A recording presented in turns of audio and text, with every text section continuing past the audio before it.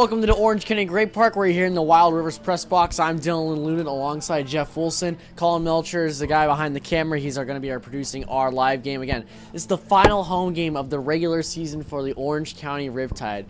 So sad. Very sad. It's very sad. Feeling nostalgic right now. I know that the regular season's coming to an end, but don't worry, folks. The Riptide are in the playoffs, but will not be here. It'll be in Pasadena on Tuesday. But before that, they'll be taking on the Arroyo Seco Saints here at 7 o'clock. They're getting their final regular season game. Yesterday against the Arroyo Seco Saints, that was a big game for them, probably the biggest of the regular season. But Riptide, they had all the momentum going on the first 3 innings, but after that, their bats were silenced and the Arroyo Seco Saints exploded.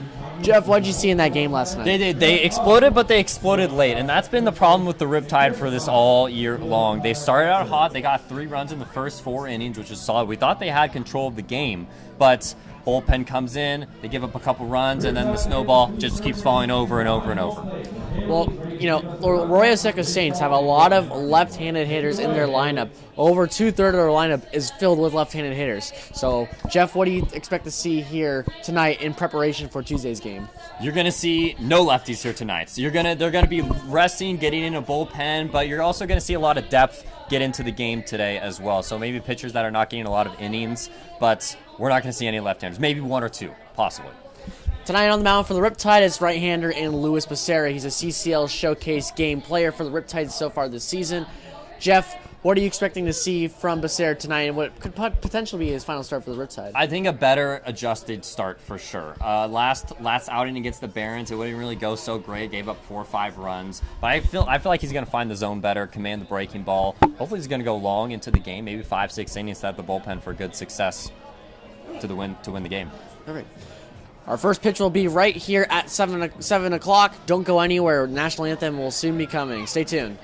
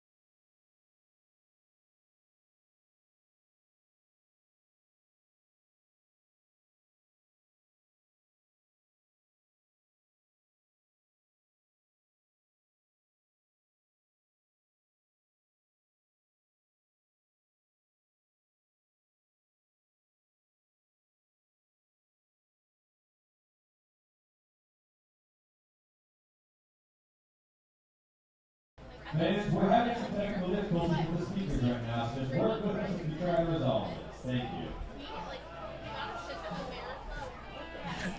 Welcome back here to the Championship Baseball Stadium here at the Orange County Great Park in Irvine, California. The last time the Riptide will be playing in Irvine this season for playing their CCL playoff game in Pasadena on Tuesday. Luis Basera is the man on the mound for the Orange County Riptide tonight. Right-handed pitcher from Cal Baptist University. He did pitch in the CCL Showcase game, was one of the 2 pitchers for the Riptide selected.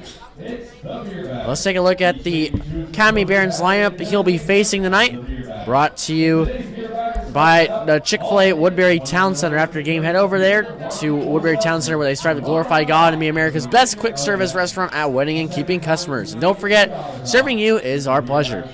Leading off for the Barons is Andy Cisneros playing center field. Andrew Kirshner playing second base. Batting second.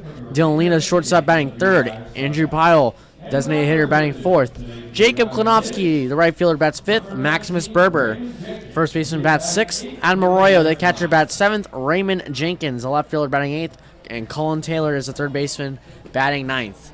Just like the Riptide, the Barons also have a few guys in their lineup that are more new to some of the Riptide fans. They haven't seen a lot of action here at the Great Park tonight. And there's some defensive changes as well. Andrew Kirshner usually is at first base for the Barons this season, but he's going to be second base. So we'll see how the new defensive changes work for Kenny Landreau, the manager of the Barons, and their squad.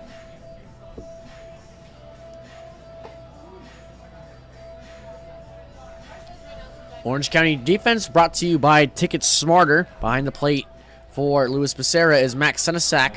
From third to first, J.C. Allen moving to the hot corner for the first time this year. Camden Bates at shortstop, Nate Sivenson at second, Jack Hammond at first. First pitch on the way from Basera is a strike. First pitch at 7:04, a little bit before 7:05. For splitting hairs. Yeah, that's honestly the earliest I think of Riptide's game has started so far this year, as that one's fouled off by Cisneros to the right side. It's 0-2. Left to right, Luke Johnson playing left field for the first time again this year. Jackson Kemmerer out in center, and Matthew Thomas out in right. This group, it's a good focus group for the Riptide. It's the last game of the year. So that one is speared off the one hop by the first baseman Jack Hammond for the first out. Last game of the year, and it's a good time to try out some things. So it's a try and see trialation for the Riptide. J.C. Allen playing at third where he played at Saddleback, testing the waters over there, and you got Luke Johnson left, as you said. I like this. I really like this. It's also like a nothing to lose for both teams, you know? You got a lineup that you're not going to, it's going to expand the depth, hopefully, and I'll enjoy seeing it for 9 innings. First pitch to the 2-hole hitter, Andrew Kirshner, is upstairs for ball 1. And exactly that, Jeff. You want to see what kind of the depth the Riptide have going into that game on Tuesday. They're going to need everyone to do their part in order to win and take down the Saints in Pasadena. They haven't had the best track record against the Saints, but as the postseason comes, none of that matters. You know, we've seen in 2023 the Dodgers owning the Padres, and then that didn't turn out well, unfortunately, for Dodger fans. But you never know how it works in the postseason. Swing and a miss there by Kirshner. It's 1-2. Well, yeah, take a look at who played in the World Series last year. It's the Texas Rangers and the Arizona Diamondbacks, both wild card teams, and both didn't eclipse 90 wins in the season. So anything could happen when you reach the playoffs. Kirshner just fouls that one off. It's still 1-2. You know, we could take up 4 innings talking about how wild card teams have the advantage going into the postseason because they have the most momentum, and the division leaders, they take a week off, right? Which doesn't happen a lot in baseball. Even in the All-Star break, you're only getting 3-4 days off. It's a week. That's another story for another day, though. I don't want to get too worked up. Kirshner again fouls this one off, still at 1-2. Well, there's only one team in this CCL South and North that get a bye. And for the South, that's going to be the Conejo Oaks. They were the top team in the regular season, and they'll play whoever wins against the Riptide and the Saints. As Kirshner fouls this one off his ankle. Oh, no. He's in some pain. Fouling one off your ankle like that, it's like getting the wind knocked out of you. You're just down for a little bit, and then they'll be hopefully fine.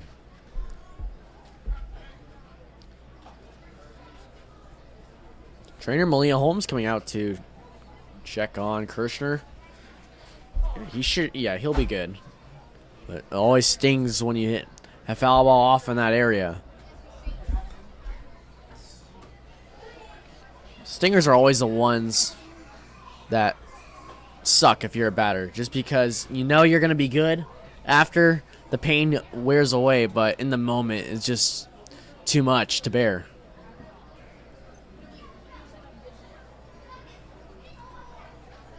Again, seems like Kirshner's okay. He's now has a rose to his feet. He's going to try to walk it off and stay in this at bat.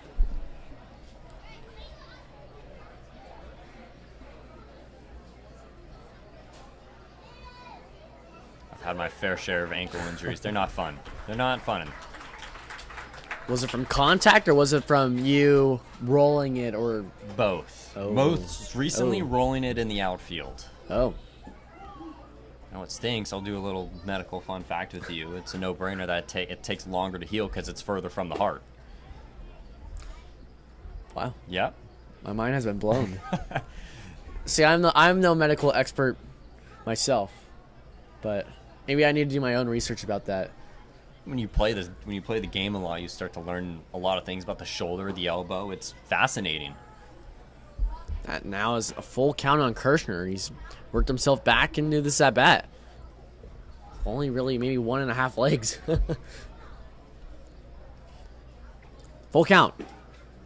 Just misses away, and that's going to be a walk. So after fouling one off his ankle, Kirshner stays in the at bat, and he works himself 3 straight balls again on base for the first base runner night for the Barons. I don't mind that pitch whatsoever there, Dylan. I mean, it was competitive, close to the zone. He should still continue to live there. Don't make any adjustments getting away from that type of pitch. Big source of power in Dylan Lena, third baseman for the Academy Barons. First pitch in there down the middle for strike one. Lena's got 2 home runs on the year, 17 RBIs. Well, it's 12 doubles. You know, Lena, despite his 262 average, very on and off guy. As Allen ground fields one cleanly, throw it on to Stuyvesant in time for the double play to end the inning. Great job by Stuyvesant as he was battling the sun on that throw from Allen. But the Riptide clean 5-4-3 double play to end the inning. And we're heading into the bottom of the first. We're still at 0-0 here in Irvine.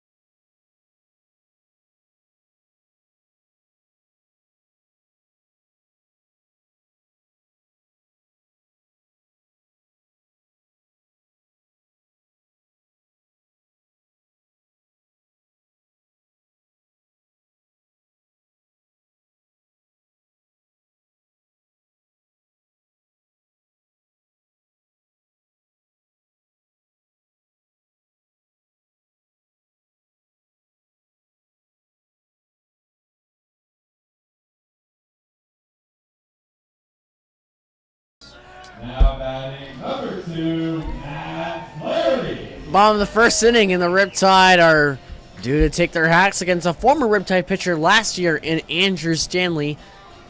He's on the mound for his 7th game start for the Barons in his 8th appearance for them this year. He has a 4.59 ERA and 31 in the 3rd innings of work with 34 strikeouts. Very solid numbers for the Academy Barons. Matt Flaherty, the leadoff hitter, fouls this one off over the netting. It's 0-1. I remember watching Andrew Stanley. I really loved his whippy arm action. He can be a really good east-west pitcher, rocking a two-seam and a slider into the left-handed batters. Fastball away, just misses. It's 1-1 on Matt Flaherty up in the leadoff spot for the first time this year.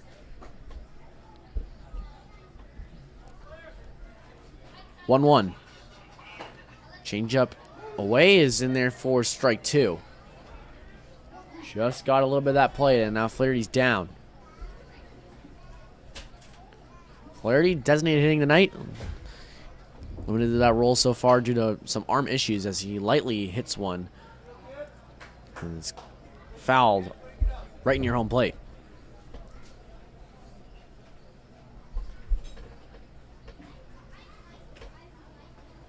We're going to see Stanley work away to a lot of the left-handed hitters. I mean, it seems like he favors that changeup a lot. So expect left-handers to see it a lot up there. 1-2. Flaherty hits one on the ground. Is it going to go through? Yes, it does. Past the diving second baseman, Andrew Kirshner. And that's leadoff hitter for the Riptide. Gets on base with a knock. See, there was that changeup, but the thing was Stanley decided to go with a little slide step going forward, and that caused Flaherty's bat to be on time to it, poked it whole. I've made that mistake multiple times where I've tried to slide step a breaking ball or an off-speed pitch, and it just, they stay in the consistent timing. They're like, okay, here we go. It's the timing of a fastball. You got to get ready.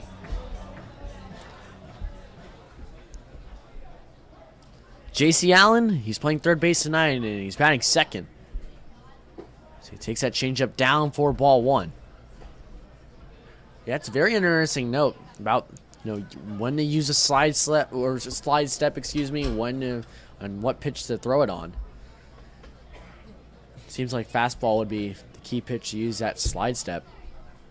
Getting hitters uncomfortable. 1-0.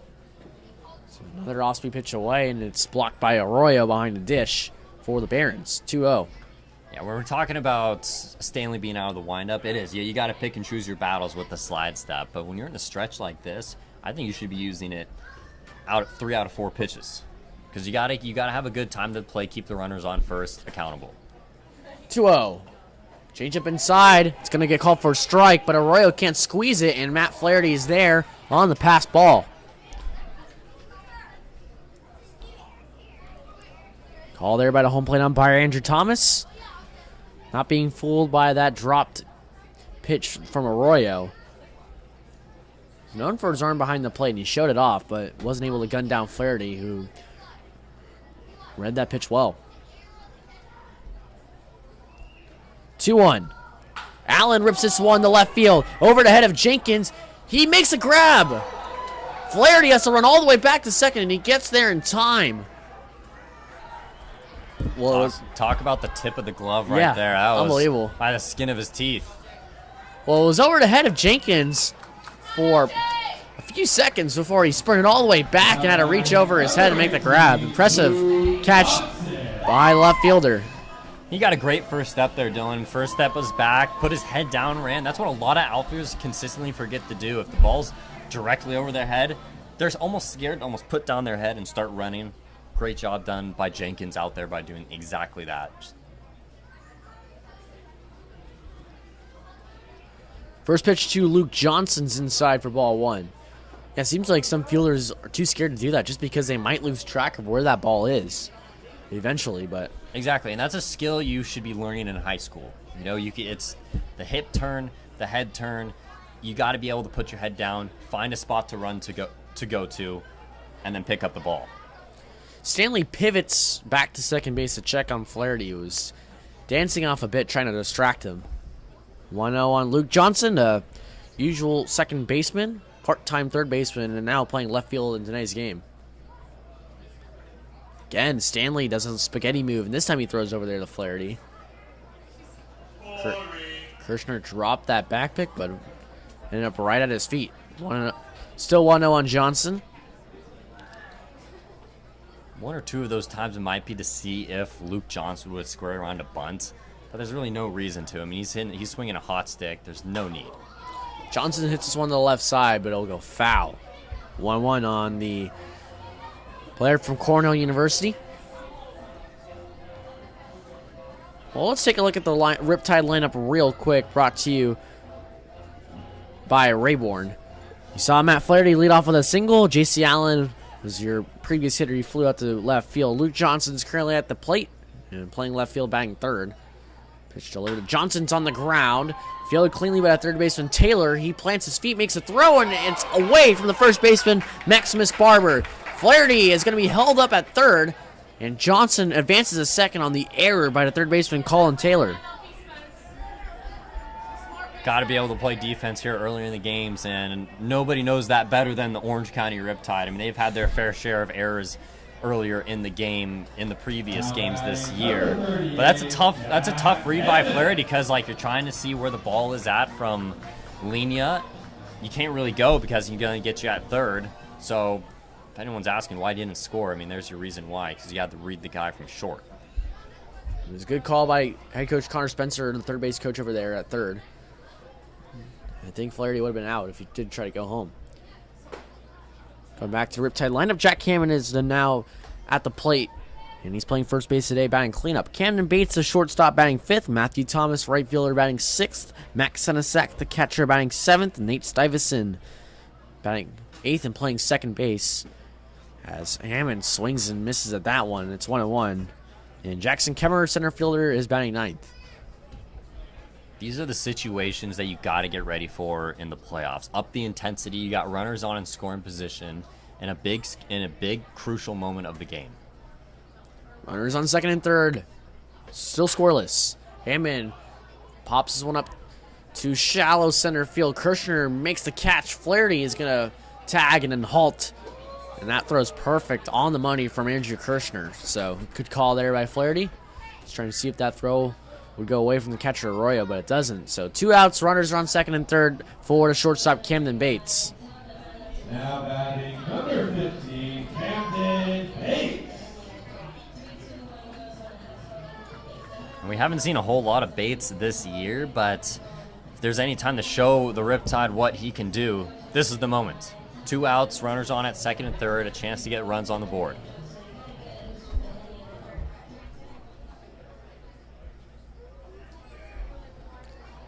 Infield playing back on Bates.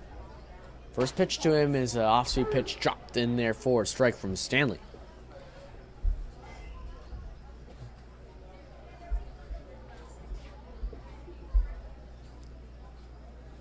Last home game for Camden Bates was back on July 21st against the Arroyo Seco Saints, and that's the game that he launched his first and only home run of the season.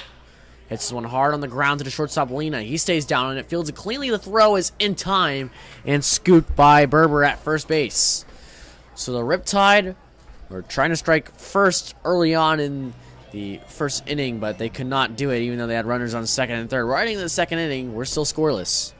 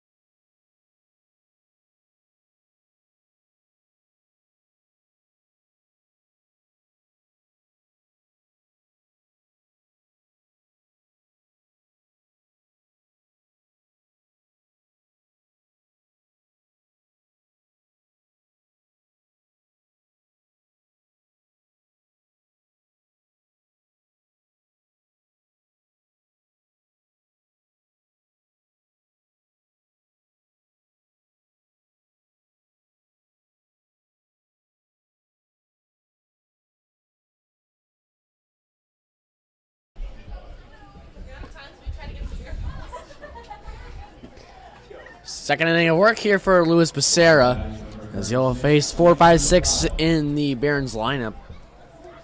Did allow a base runner back in the first, but a double play cleared it.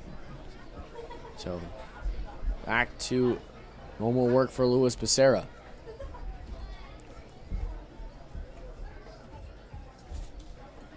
Andrew Piley is about, and he swings and misses at Basera's heater. 0-1.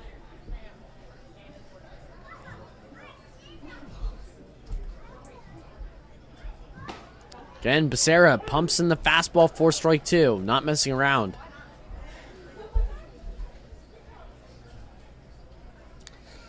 See if Piley can time up that fastball. Basera does decide to throw it for a third time. 0-2.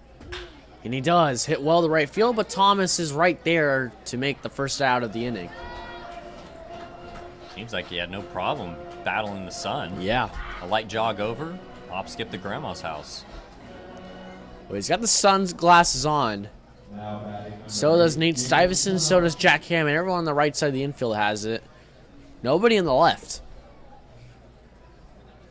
It's not the best look when you have the glasses on like your hat and you're putting the sun up, you're putting your hand up to try and block the sun.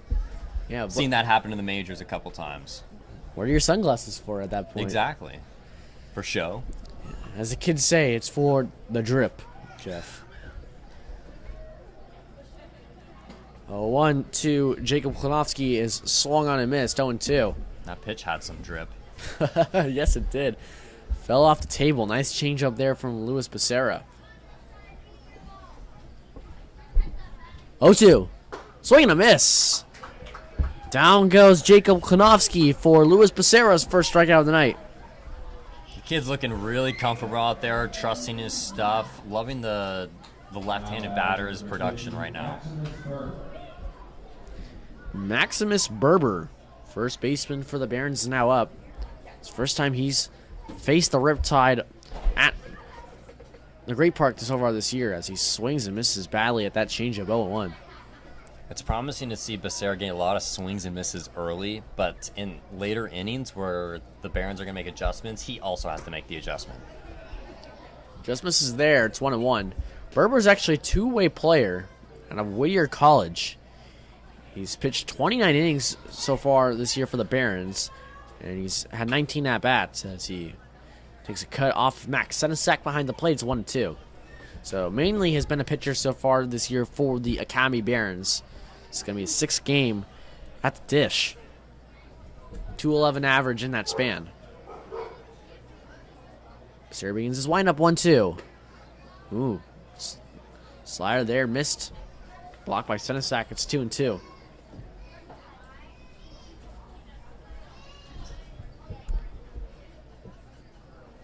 Berber flies this one out to right field. Thomas starts to sprint, but he slows his roll, and he'll make the grab for out number 3. Quick inning of work for Luis Basera on the mound as we head to the bottom of the 2nd inning. The Riptide are looking to strike as we're still scoreless here in Irvine.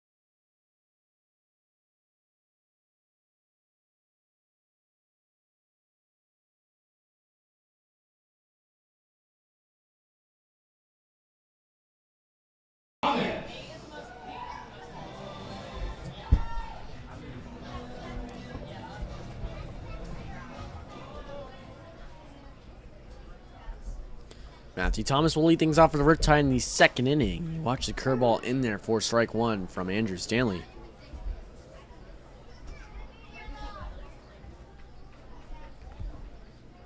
Oh, 1. Slide step. Thomas hits this one chopper to third. Taylor fields it cleanly, and that's going to be on number 1.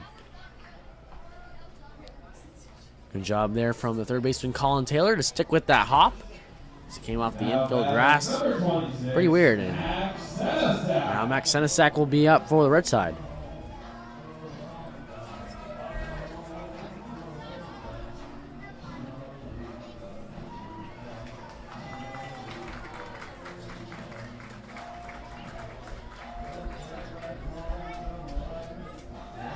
Omaha, the bat dog. Another successful grab for her. She's been on fire at the end of the year. Senesac watches that changeup in there for strike one from Andrew Stanley.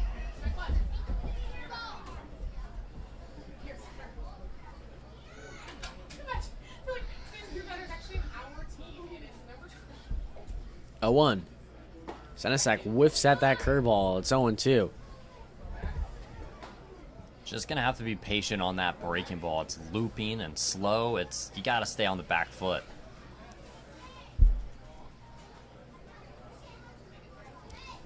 Stanley shakes off Arroyo once, and he'll go to the new sign. Swing and a miss. Down goes Max Senesac on the curveball. Arroyo plants inside and makes a throw for round number 2. First strikeout of the night for Andrew Stanley on the mound for the Barons. He's racked up a good amount of those so far this year for Academy. This is 35th of the year.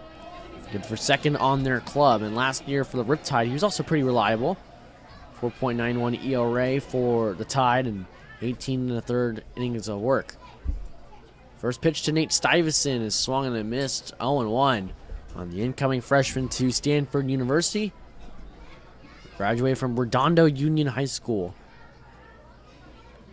around 2 to 3 months ago. 0-1 pitch. Stuyvesant fouls one off behind the plates. 0-2. Stanley's hammering the breaking balls he's going to be hammering the breaking balls to the bottom 3 hitters, and it's going to be up to them to make an adjustment.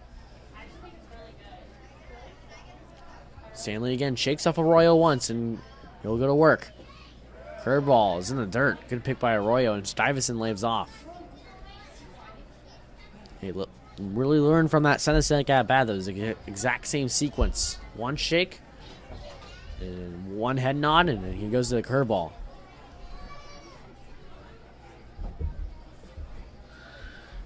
No shake this time. Now a slide step. Slider in there for strike 3 called. Stanley mixing things up on Nate Stuyvesant in the end of the inning for his second strikeout of the night. We're heading into the third inning. We're still scoreless here at the Orange County Great Park.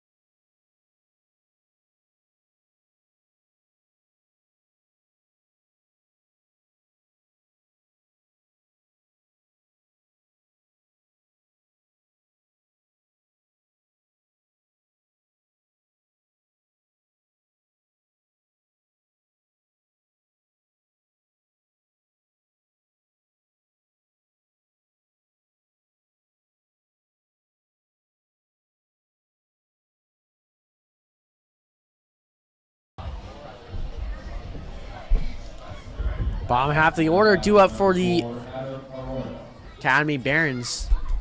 Arroyo hasn't allowed a hit yet so far to them. Only a walk. Arroyo crushes this one. It's off the glove of J.C. Allen. That's going to be a base knock for the catcher. Nothing you can do about that. Oh, no. And no one's covering second base. Oh, no. Indeed. Nothing you can do about that if you're J.C. Allen over there. That thing was hit on a clothesline. Well, Arroyo's got big-time pop. Rip line drives, hit home runs for the Barons.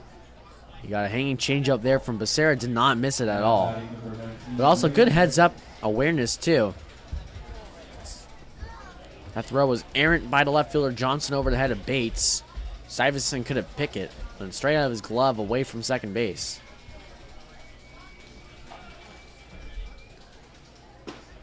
First pitch is a little bit inside to Raymond Jenkins, the left fielder, who made a nice catch back in the first inning.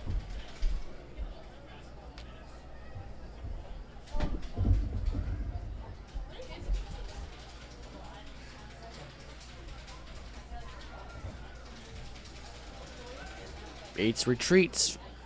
Blocked by Senesac. It's 2-0 on Raymond Jenkins. Jenkins is from Morehouse College. He was previously at Barstow Community College. Returns to Morehouse, where he batted .313 on the year.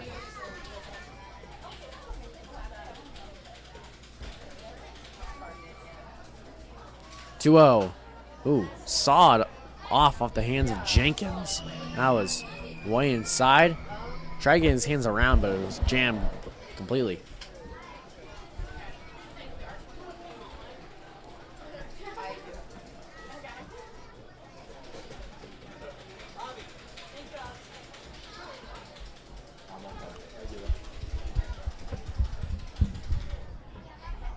Swing and a miss by Jenkins. It's 2-2 now. Basera working himself back even in this count.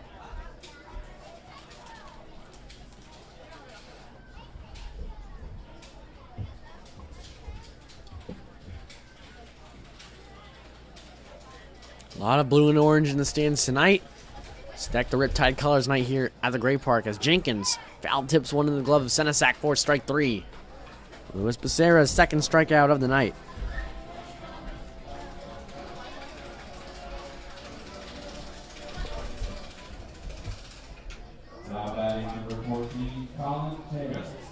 Final hitter Colin Taylor, the third baseman, will now dig in for the Barons.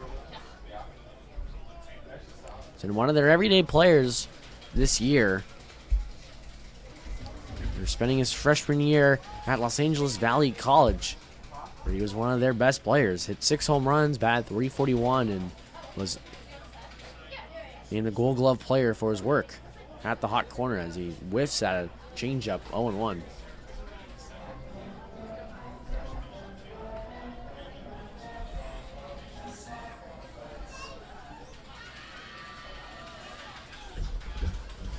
Last time the Barons came to the Gray Park, Taylor was batting way up in that Barons lineup, but Andrew decided to drop him down. We see some better pitches as that one is painted on the black for strike two from Basera.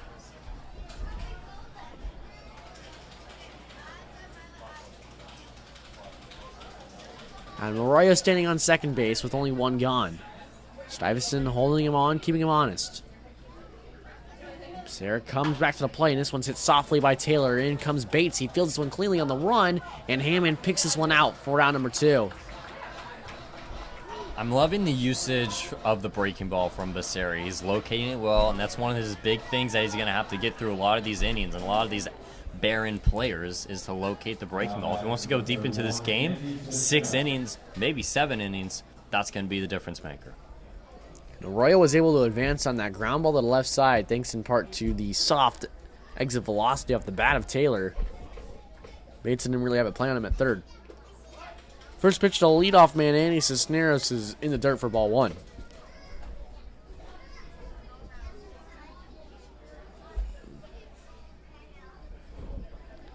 Cisneros, this is his 20th game of the year for the Barons, and he's batting 109. Fastball just misses inside, 2-0. On Cisneros, outfielder from Cerritos Community College. Using this summer to gain some valuable experience. Didn't really play that much at Cerritos. Only went 1 for 5 for them. Ground ball to third baseman. Allen fields this one cleanly. Plants and throws. Hammond stays on first base for round number 3. After the leadoff hit, Luis Basera went clean through the Barons lineup. We're heading into the bottom of the 3rd inning. It's still 0-0 here at the Great Park.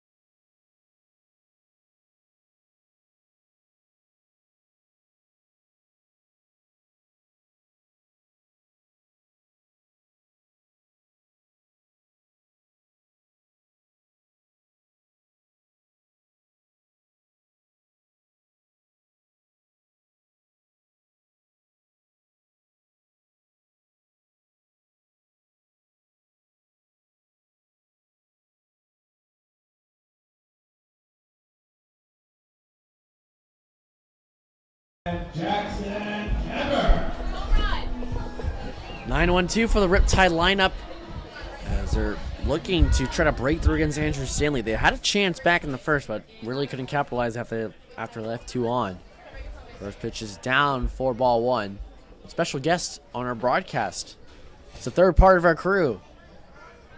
As Andrew Relvis joins us, he was doing our radio broadcast tonight, but our owner, Craig Russell, right now is broadcasting if you want to tune in to that. But Andrew, welcome to the TV broadcast. Thanks for having me. I feel like a special ESPN guest here. Yeah, not a complete stranger to a lot of the viewers at home, of course, but filling in for time being as a radio broadcast being occupied.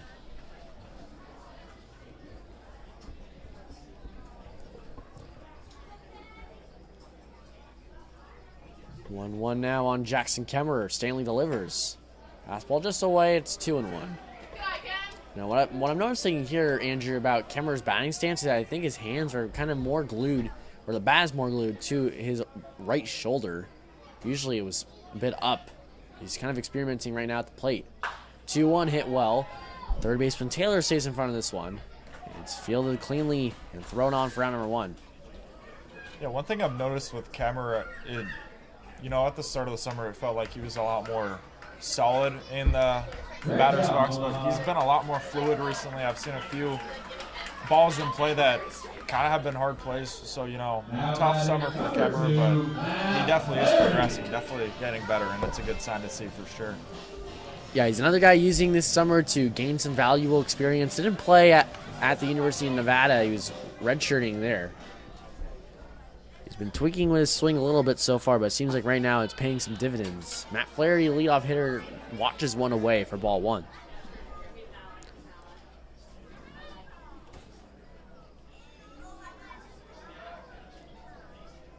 One-0. Change up. Dropped in there for strike 1. Flaherty came into this year as starting shortstop for the Riptide.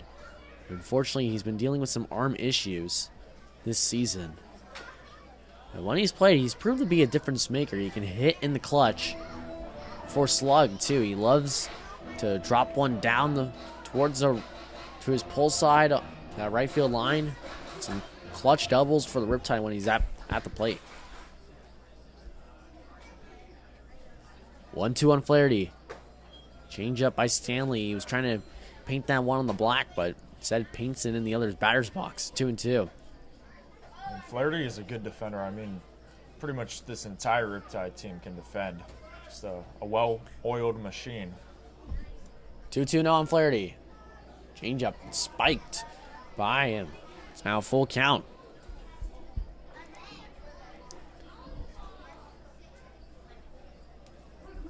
Yeah, it's unfortunate we haven't got to see Matt Flaherty in the field a whole lot so far for the Riptide this year. He's got the flair in the infield for sure. Loves to pull off some dramatic dives. He can, solid fielder at shortstop.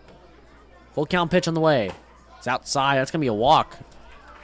Matt Flaherty on for the second time tonight. And that's a big result for Matt Flaherty. I mean, the Riptide need base runners. Is starting to feel like a pitcher's duel between Stanley and Basera. So good job there from Flaherty, and let's see what J.C. Allen can pull out of his tricks here. Well, Allen ripped one to left field in his first at-bat against Stanley. But Raymond Jenkins, the speedster, was able to track it down. Stuck the glove over his head and made the grab. This time again, another ripped ball by Allen. That one's through up the middle for a base hit. It's fielded poorly by Cisneros. That allows Flaherty to advance to third. He couldn't field it cleanly after trying to just pick it up off the base hit from Allen. So runners are on first and third now with one gone. 4-3 hole hitter in Luke Johnson. I mean, J.C. Allen is on a tear right now. It just seems like everything that he hits, the ball has remote control on it, and he can just maneuver it around all these defenders. He's been on fire, and I'm sure the Riptide are really glad he's on their team. That hit tonight for Allen extends his hitting streak to 8 games. It's going to be crucial for the Riptide heading into that playoff game. He's going to be a big impact bat for them.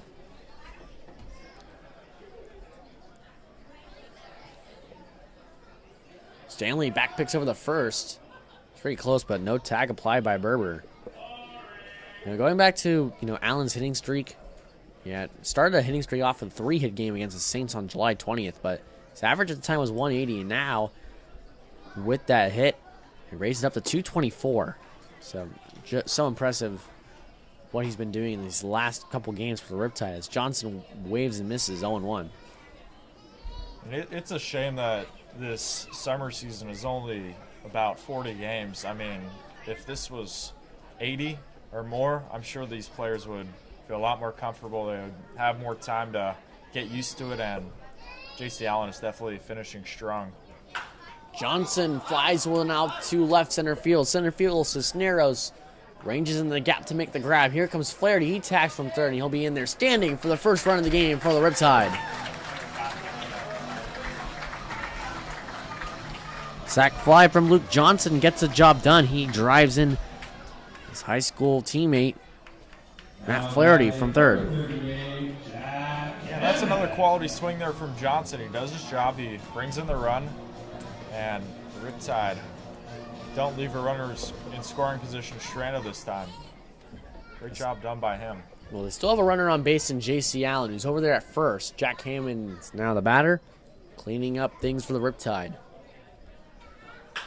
Hits this one on the ground. Shortstop Lena calls off the third baseman Taylor. Throwing the run is in time. He had to avoid the collision with Taylor, and he still made a great play over there at shortstop. Riptide get a run thanks to the sacrifice fly by Luke Johnson. Now 1-0 as we head into the fourth.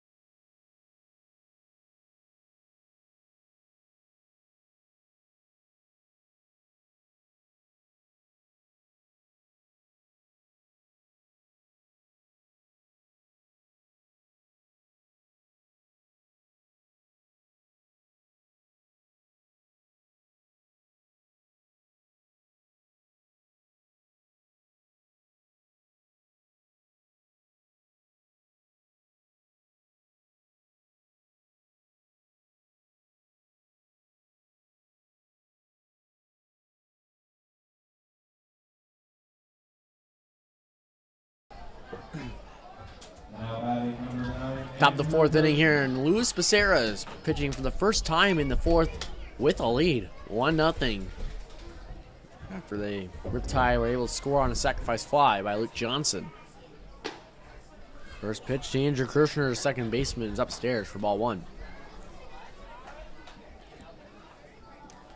Very interesting seeing Kirshner play second base. It's first time all season he's played there for the Academy Barons. It's mainly at first base as he watches a changeup in the dirt for ball 2. That's where he's going to be playing for Cal State Fullerton next year. He's going to be part of their roster after transferring from Golden West Community College. Foul tips in the glove of Max Senesac for strike 1, 2-1. He's at UNLV, though, his freshman year, then transferred and only played 1 year at Golden West, where he smacked 10 home runs and batted .317. He flies this one out to left field. Luke Johnson has to retreat. Just a few steps shy of the warning track for out number 1. I would think the outfielders would be playing a little more back today, because if you look at the flags in center field, they're going back. So the ball is going to be, if it hit in the air, it's going to go an extra couple feet further because of the wind up there. Which is honestly a rare occurrence for the Orange County Great Park. Usually there's really no wind, or the wind is blowing left to right or right to left. It's never blowing out towards the fences. First pitch on the way to 3-hole hitter Dylan Lena is going to be a ball in the dirt. 1-0.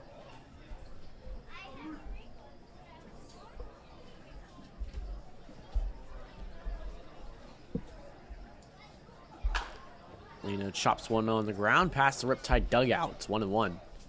Well, Lena played in the CCL Showcase game last year and was in the Home Run Derby, but not on that roster this year. Wow, very important veteran for the Barons. From Golden West Community College. Same place as Andrew Kirshner, the two-hole batter right in front of him. Inside, Lena has to scoot out of the way. It's 2-1. Last year for the Barons, Lena, he had 2 home runs like he does last year, but he also batted .320 with 18 RBIs. Again, Lena scoots out of the way. Does a little shuffle away from home plate to avoid being hit. Right in the ribcage area at 3-1.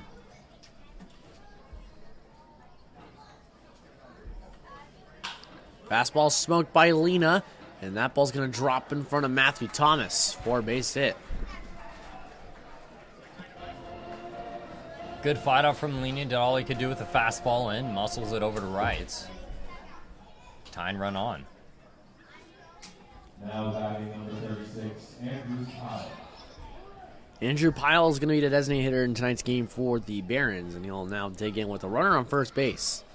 Second hit of the night for the Barons.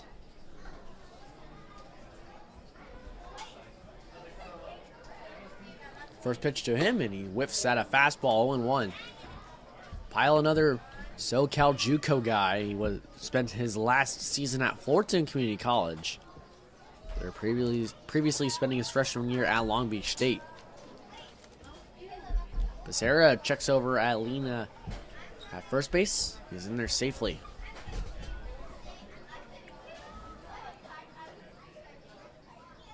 Pyle at .280 last year for Fullerton.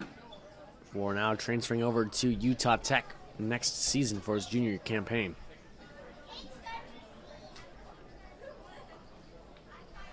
Having a very successful year for the Academy Barons. It wasn't on their showcase game roster, but .322 average in 15 games do wonders. And then another base hit for Pyle. Softly hit past the glove of J.C. Allen, perfectly placed in between Allen and Bates. So Barons looking to do some damage here in the fourth. Your Basera, not too much to panic about right now. It's just a couple of bloop singles. No worries. You still got a chance for a double play. So just keep doing your stuff. There's still really good pitches being thrown. Well, Basera did roll up a double play back in the first inning. Like you mentioned, Jeff, he's trying to do more of the same here with a lefty up in Jacob Klinowski. Going from Cal State East Bay. Change him in the dirt, ball 1.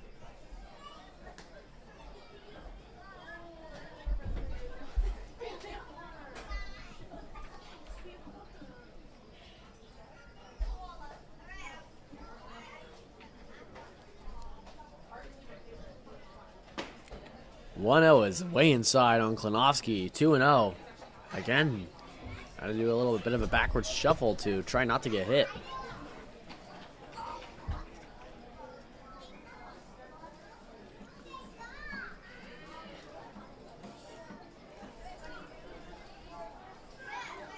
Infield playing in double play depth as Basera delivers. Klinovsky rolls one over, but it's just going to go foul. Right at the Barons dugout. 2-1. Klinovsky is a good source of power for the Barons if he does make contact. He's batting .209 on the year, but 5 of his 9 hits for the Barons have been for extra bases, with 2 of them being home runs.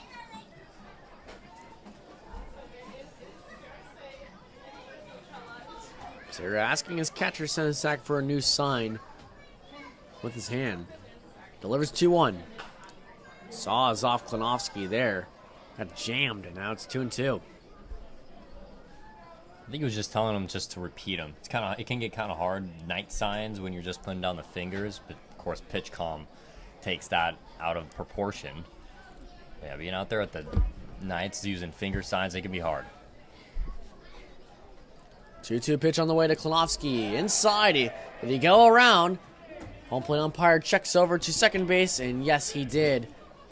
Says the second base umpire Jeff Osborne. So that's going to be a strikeout for Luis Basera, his 3rd of the night.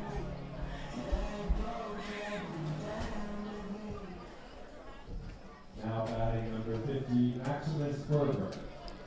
Maximus Berber, first baseman at Whittier College. Now 1 out to work with now. Runners on first and second. Best chance the Barons have had all night. And trying to put a run up on the board, and they're only in the 4th inning.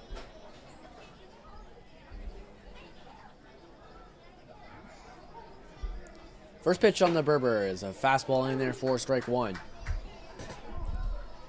Stuyvesant over there at second base retreated back to normal depth, not playing more inwards with 2 gone.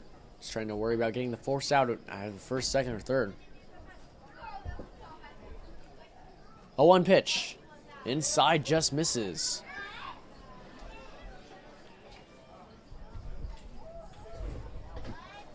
A little bit of a tight strike zone from the home plate umpire Andrew Thomas, not calling those inside pitches that have been called for strikes in previous games by other umpires, but he's sticking to his zone. 1-1. Swinging a miss there. Good pitch from Basera. He had Maximus Berber swinging over the top of a changeup there, making 1-2. Gonna see that slider once again. He's just been destroying Baron hitters with it. 1-2. There it is. Someone buy Jeff a lottery ticket. He knew what was coming there. Simple knowledge there, Dylan. Simple knowledge. Slider's working. You got to keep with it. We're heading into the bottom of the 4th inning. Riptide still have their lead. It's 1-0.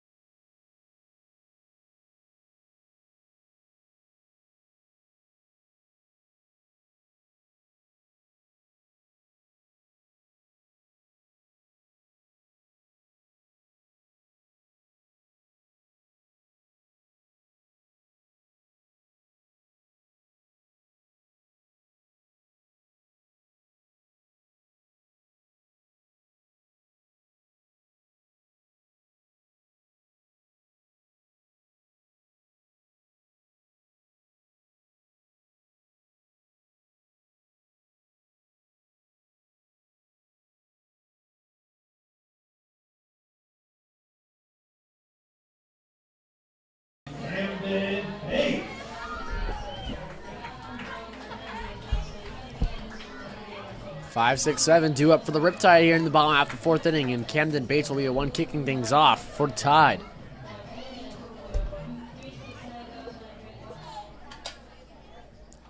It's grounded out to his shortstop back in the first to end the inning. 1-0 on him as he watches that Frisbee-esque slider from Stanley miss the zone.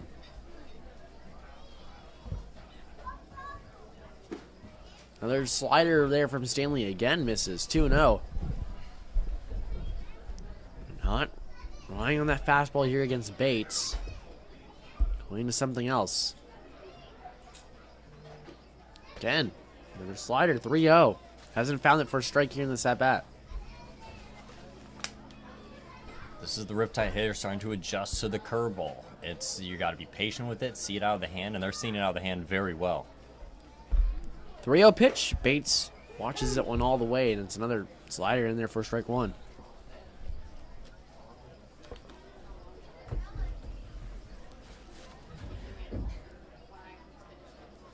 (3-1). Bates does an offer, and he earns a walk.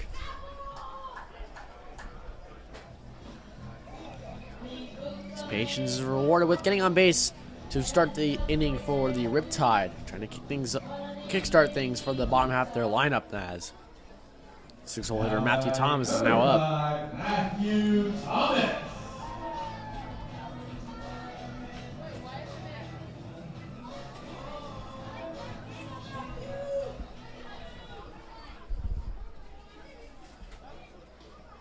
Stanley keeping Bates honest over there at first base as he throws back over there.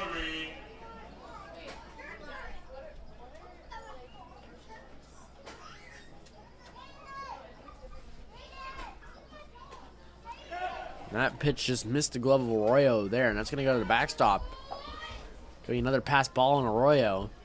Ball was catchable, but just missed it there. It's 1-0 on Thomas.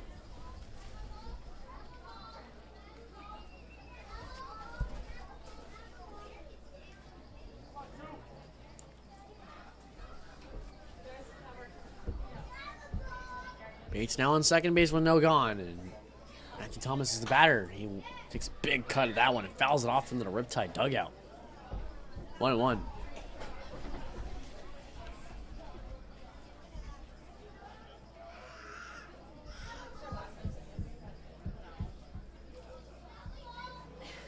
Thomas grounded out to third back in the second inning during his first at bat. 1-1. He checks his swing.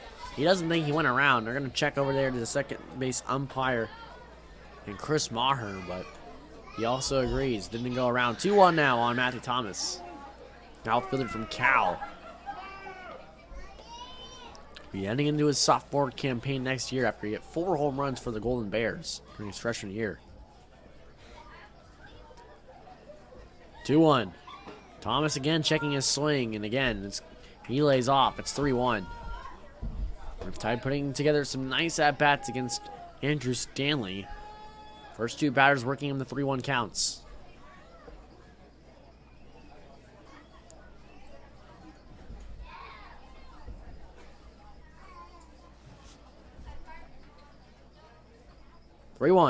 Thomas rips one on the ground, and it's over the head of Colin Taylor for a base hit. Bates coming around third, and he's going to score standing. RBI single from Matthew Thomas to make it 2-0 Riptide. That took a funky spin. I mean, it seems like the third baseman there, Taylor, dived right on it, but it just, I don't know what happened. It just kind of spun over his glove.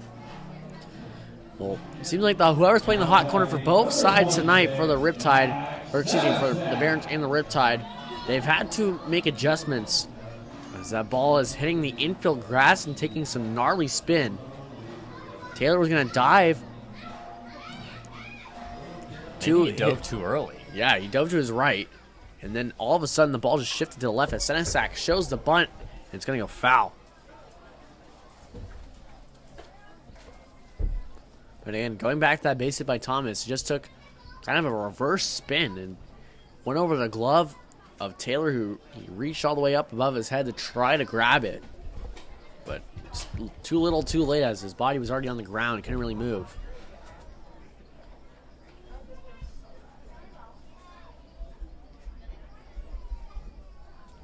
7-hole hitter Stenson trying to do whatever he can to move over his high school teammate Matthew Thomas as he whiffs at that pitch. It's 0-2.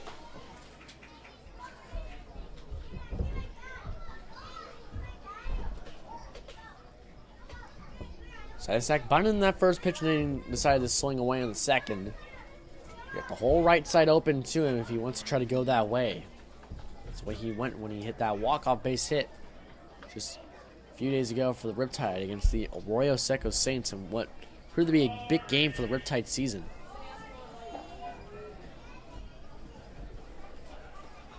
It was only hit in that 2-1 victory in 10 innings against the Saints on July 21st. Stenson rips one into the gap, and it's going to fall for a base hit. Right in front of the center fielder, Andy Cisneros, and the Riptide have runners on first and second with no gone. I mean, that's just an excellent piece of hitting from Max Stenson, sitting on it in 2 strike counts, expanding the zone a little bit, getting a pitch that he can handle. Now batting number 7, Nate Stenson. Well, Stanley was trying to really kind of front door that breaking ball, and Stenson read it all the way. Nate Stuyvesant, the second baseman, heading into the University of Stanford next season. Change up in the dirt for ball 1. You know, I'm sure for Stuyvesant heading into playing for the Riptide this year, he's going to be one of the youngest guys on the team for sure. And the other high school graduate was Sammy Petroselli, and he's also heading to Stanford. So those two guys decided to get more experience this year playing on the Riptide on a mostly older team. Arroyo tries backpicking the Stenson. He doesn't get him. Here comes Thomas, and he's in there safely at third. Heads up base running from Matthew Thomas to recognize Maximus Berber was sleeping a bit on first. Not everybody's doing that there, though. That's such a great read from second base over there, just always being heads up. It was a good throw by Arroyo to first baseman Maximus Berber, where he was applying a tag on Stenson. He kind of fell asleep, didn't really pick up his head. It was too little, too late again. Matthew Thomas, good slide, in the opposite corner from where Taylor was. 1-1. Stuyvesant rips one up the middle, and that's through for a base hit. Thomas coming in to score, and that's going to be a single for Nate Stuyvesant. Once again, just repeating off of what Stenson did, just expand the zone, finding a good pitch you can hit. Fantastic. No better time to get your second hit of the year than the last game. Yeah, second RBI in the year as well for Stuyvesant.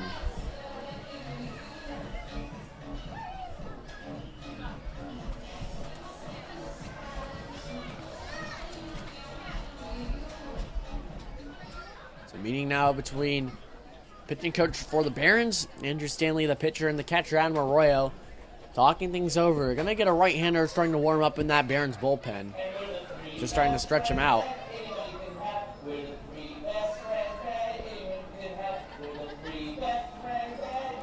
Now, home plate umpire Andrew Thomas is the one telling him to wrap things up. It's time for Stanley to face Jackson Kemmerer, the 9-hole hitter. Still no gone, by the way. The Riptide have scored 2 runs, but no outs. Walk by Bateson. Back-to-back-to-back hits by the 6, 7, 8 guys in the Riptide lineup. Bottom up the lineup for the Riptide, really picking things up for the team. Some bottom of the lineup magic here, Dylan. You never know. First and second, no outs. Kemmerer rips one to left field. Incoming is Raymond Jenkins. Now he backs up and he makes the catch for number 1.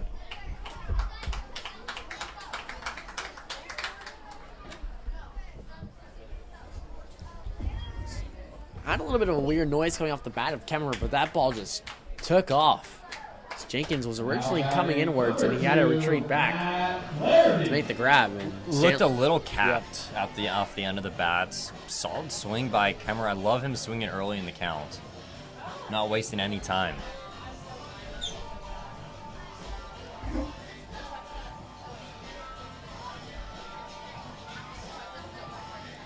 Now here comes Matt Flaherty. He's been the best hitter tonight for the Riptide. Has not been out all night. Single back in the first, a walk back in the third, and then later came around to score the Riptide's first run of the game. Flaherty swinging first pitch and fouls it off catcher Arroyo. It's 0-1.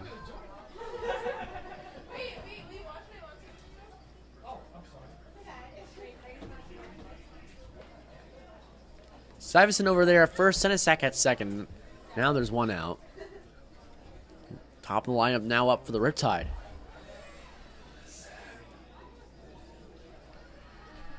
Stanley delivers. In the dirt, good block by Arroyo to keep the runners where they are. It's 1-1 on Flaherty. Last time at the University of Utah, he's been an impact back for the Utes. Lifetime 275 average over 86 games. Played a big part in their team this year. He got 4 home runs for them, slugging .456. Change up. It's above the zone. Flaherty watches that one in. 2-1.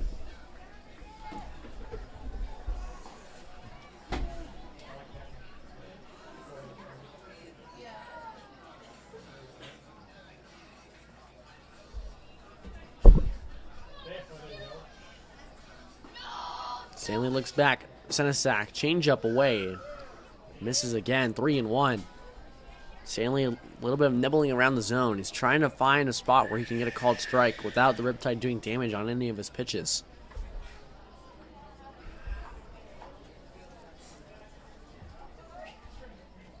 Lena holding on Senesac over at second. No one holding on Stuyvesant at first. And that one's going to be another walk for Flaherty. Fastball again misses from Stanley. Might be time for a new pitcher for the Barons as right-hander's done warming up for them.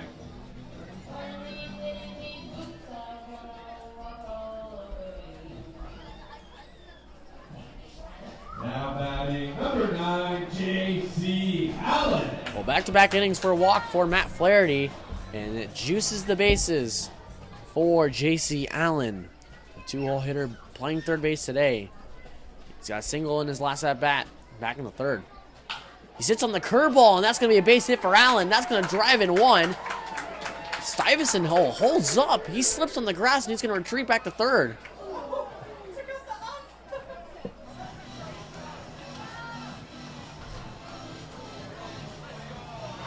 So, 1 run scores on the single from J.C. Allen. That makes it 4-0 Riptide.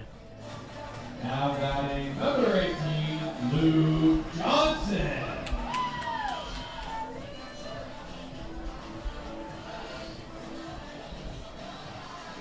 Luke Johnson, 3-hole hitter, and the left fielder is now up again. Bases loaded. Situation remains the same. Only one gone. It's interesting to note here, Andrew Ramos, third base coach now for the Riptide, but I think he was sending Stuyvesant, and Stuyvesant heard maybe a vocal sign from Ramos saying that maybe to hold up. Did he have the green light? Seemed like he did when he was rounding third base. I think Ramos was telling Stuyvesant to go back, or go home, excuse me, but I think Stuyvesant heard, the break, stop, or something that would signal him to go back, and that's what happened there. That's why he's on third base. He slipped in the grass on trying to plant to go back. Johnson fouls this one off over the Wild Rivers press box, now 1-1. I think he made the right decision. It would have been a bang play at the plate, but more on the side of the catcher getting Stuyvesant out. Well, Cisneros made it close. He wasn't really charging in on that ball on the base hit from Allen. He kind of took a little bit of a stutter step before fielding it. Didn't really get much momentum. 1-1 on Johnson. Swing and a miss there. It's a good changeup there from Stanley, placing it away from the right-handed hitter in Johnson. It's 1-2. Righty re-warming up back up in the bullpen for the Barons. Thought he was done. Now he's back up on the mound for them. Stanley trying to work out some trouble. He's allowed 4 runs so far on 6 hits to the Riptide. 1-2. Curveball just misses from Stanley. It's 2-2.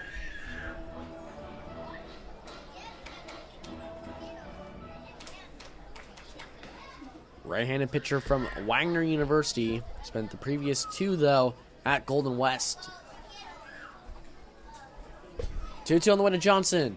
Hits one to the third baseman Taylor. Fields one cleanly on the second to Kirchner for 1, and the double play is not in time. So the run will score. Nate Stuyvesant comes home to make it a 5-0 Riptide lead.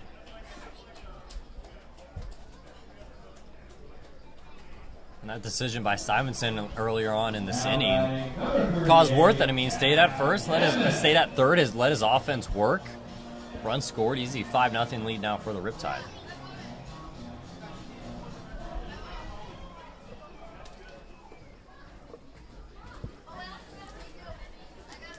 Who won it? Don't worry, I'm bringing more.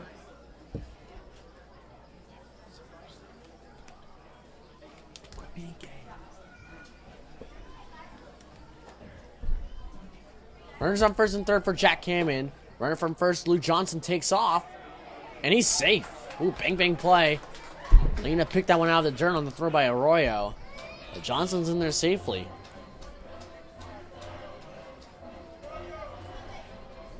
A little bit of a risky play with 2 outs, but Johnson decided to pull it off anyways. Flaherty wasn't really going at third base. Good throw done by Arroyo. I think Arroyo's asking for an appeal from the first base umpire. And he didn't even move he didn't even move anything in his body. He was also asking if Hammond got in the way of the throw, too. It did swing and miss. It's 0-1 on Jack Hammond. He's playing first base today, but also has spent some time in left field for the Riptide. Hits one on the ground hard. Taylor backhands loses his footing. He still makes a throw, and it's not in time. Berber drops it in a wild throw to home, and Johnson scores. Hammond's going to try to go to second base. The throw by Arroyo is way in time, but Hammond did not avoid the tag. Very close, though. So a wild way to end the inning, but the Riptide score 2 runs on that play to make it 7-0. 6 runs in the fourth. We're heading into the 5th inning. The Riptide have a big lead.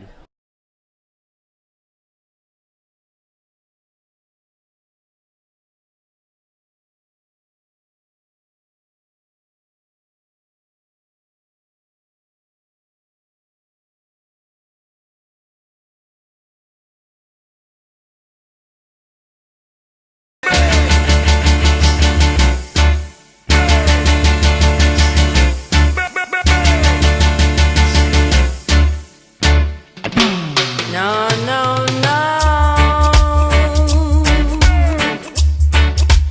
You don't love me, and I know now.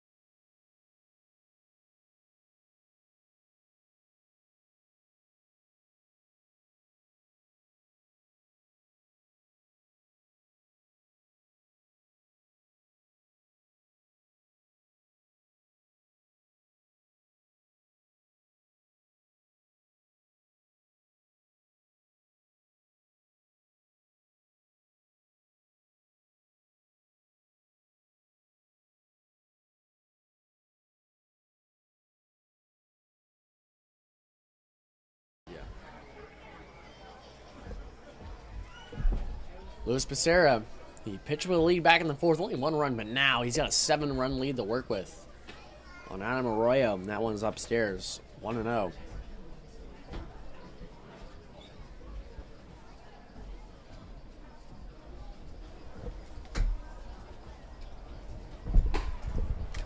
Fastball just misses from Basera. It's 2-0 on the catcher, Arroyo.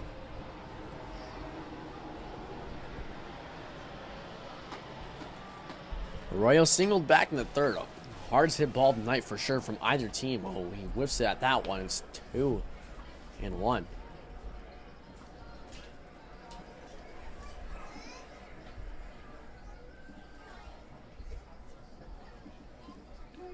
Arroyo's actually from the OC area, from Laguna Niguel, California. It's probably the closest to home for any Barons player as he rips this one to left field. This one is deep. As Johnson looks this one over, and it's going to be a ground rule double for Adam Arroyo. Well, he's scorching hot right now for the Barons. Good to see for him. Now batting number 19. Raymond Jenkins now up. 8-hole hitter for the Barons. He's the beer batter tonight. Struck out back in the third. Sure that makes Ryan Rosenthal really happy to see the beer prices go down and try to get rid of his inventory. In this last game of the regular season for the Riptide.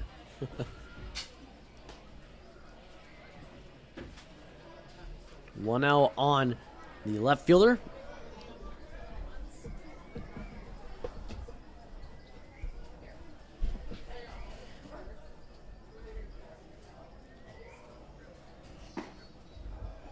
Just misses low. 2-0 on Jenkins.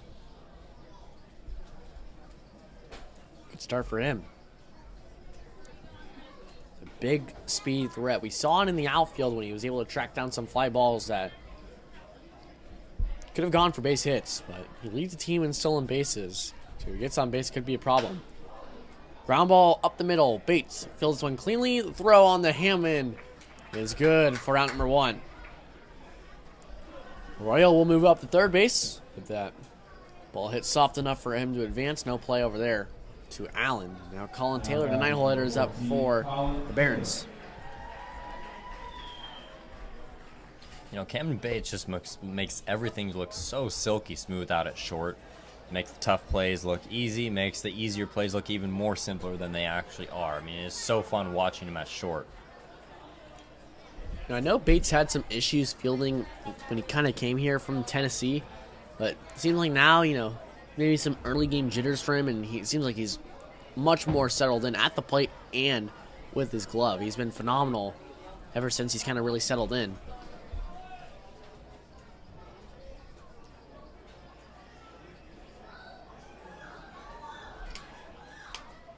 Basera begins his windup 1-0. Taylor grounds one to the third baseman. Allen backhands this one cleanly, but it's going to go foul.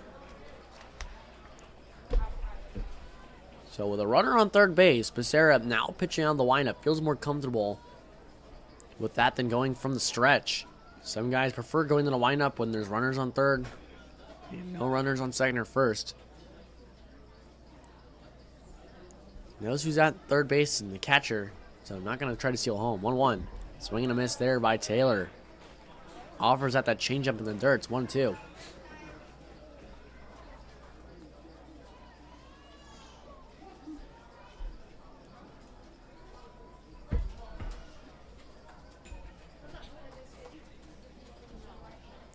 Taylor grounded back to shortstop back in the third. 1-2. Skied into the Irvine air, and that one's going to go foul. Count remains at 1-2.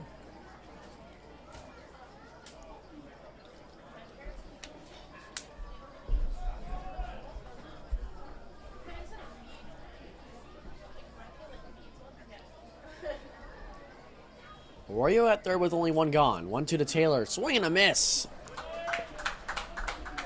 Down goes Colin Taylor for Luis Basera's 5th strikeout of the night. Just when I think the Barons are starting to get on Basera, he does something like that, gets back to the breaking ball, and just does what he's been doing this entire game, just staying confident in all of his pitches.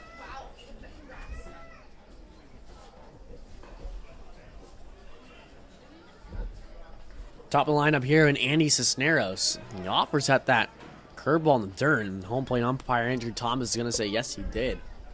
No need to appeal. And Thomas thinks for sure Cisneros went around 0-1.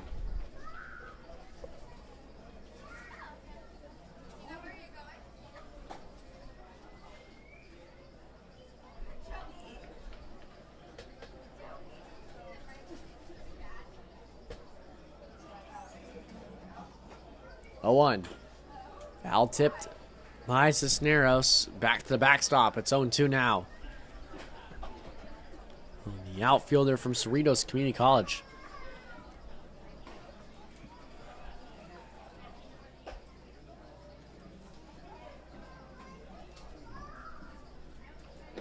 Curveball in the dirt just misses. Good strikeout pitch there, trying to get Cisneros to swing, but doesn't offer at it. 1-2.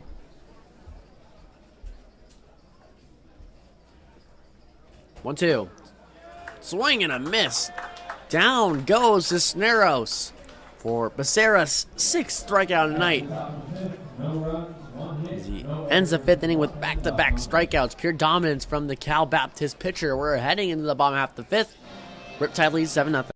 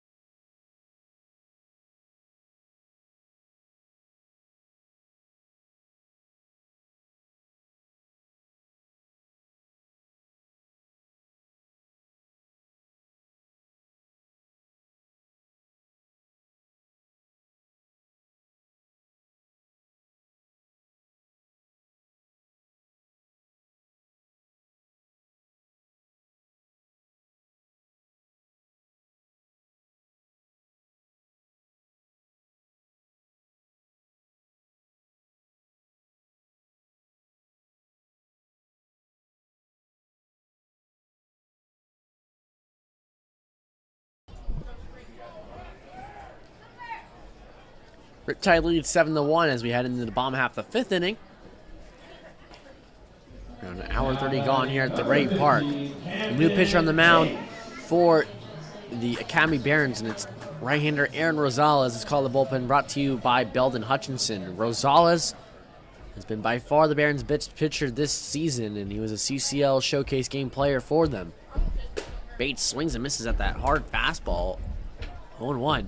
Rosales, 10th appearance of the year for him. 18 innings of work with a .5 ERA and 27 strikeouts. My goodness. Pure filth show. Nice slider dropped in there. Strike 2. Yeah, this guy's a gamer. Just the confidence and his mound presence just really goes a long way out there. Already 0-2 on Camden Bates. Bates rips this one up the middle. Lena waits, fields it cleanly. And that's going to be out number 1.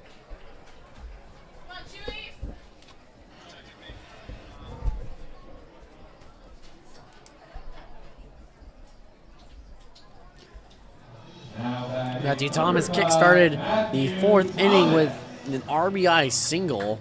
You got the scoring party going. Now he's out with no runners on, so... And trying to jumpstart something here.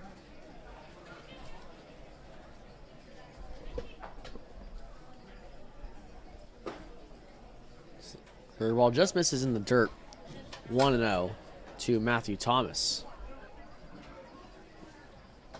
Rosales only has 1 start in the year, and he made it on against the Riptide back on July 12th. Oh, nice curveball, just missed. Arroyo was trying to get that one called for strike, but Andrew Thomas wasn't having it. 2-0 on Matthew Thomas at the plate. Back on the 12th against the Riptide, he went 3 innings, allowed 4 hits, no runs, and 4 strikeouts. He whiffs at that one there. 1-2 on the right fielder from Cal.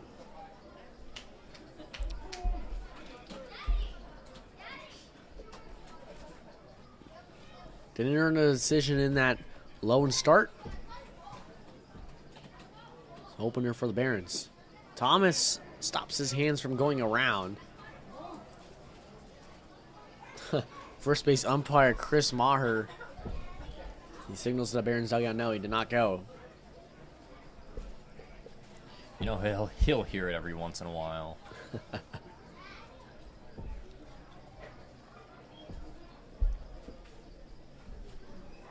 Thomas fouls this one back off the netting, and now it's going to be a full count.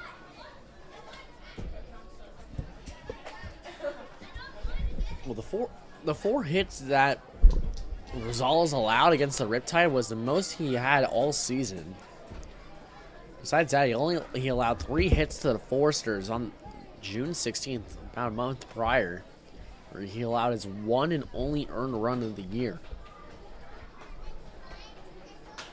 Thomas again fouls one off to the right side, and this one will go out of play, landing onto the concourse and hitting actually the concession stand, selling all the beers tonight. Protect them at all costs. Well, so if you look on the Riptide social media account, everything is going right now for sale, and everyone is crowding the concessions. Everyone's crowding the merch stand. Everything here at the Great Park's $5 off, and Thomas earns a walk.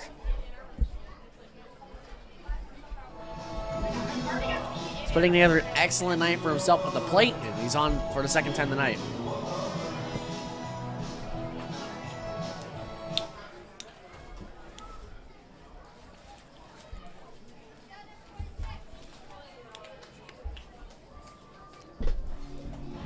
Now batting number 26, Max Senesac. Max Senesac singled in his last back in the 4th. He's looking to do more of the same with a runner on first base. His high school teammate in Matthew Thomas swinging first pitch and will foul it off. Past the concourse this time. The two play together at Cypress High School, Florida Centurions, where they had a lot of success in CIF.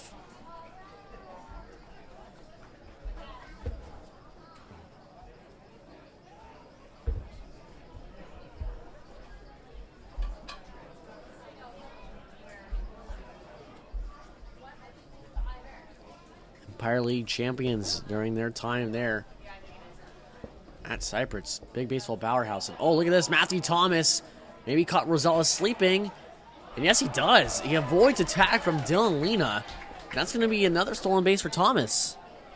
Trying to time up a pitcher like that, you got a good secondary shuffle, and at that point, you just got to go. And that's exactly what Matthew Thomas did. He was ride or die going to second base. That's on the pitcher right there. I mean, he's just got to be more focused in, and credit for him for actually just mixing up his timing. Well, in all honesty, Thomas maybe thought he probably went a bit too early on that secondary. Trying to go when Rosales was delivering to the plate, but it doesn't really matter when you can slide like that and avoiding a tag from Dylan Lena. That's what Thomas did when he was advancing from first to third last inning. He slid to that opposite corner of the bag. He avoided the tag.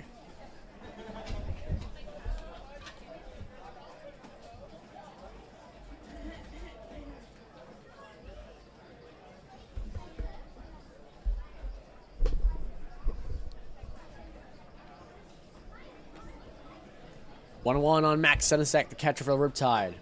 Changeup dropped in nicely by Rosales, 4-2.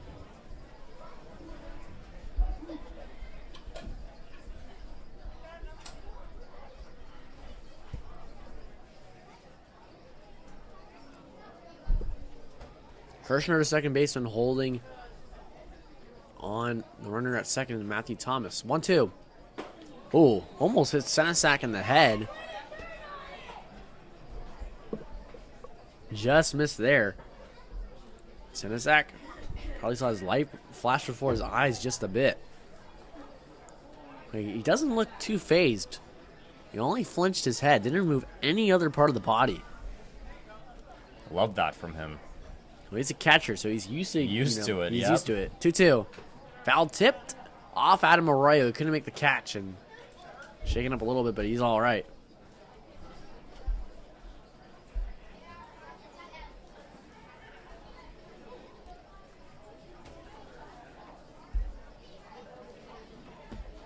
Catcher Senesac accidentally doing some damage on the other side of the behind home plate in Arroyo.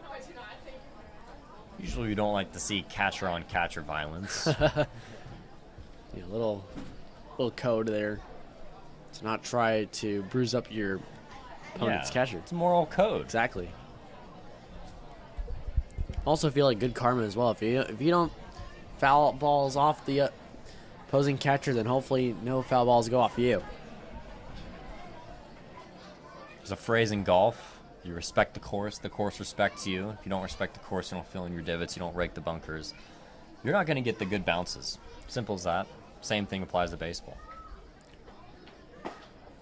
2-2's in there for strike 3. Senesac watches that fastball painted away by Rosales.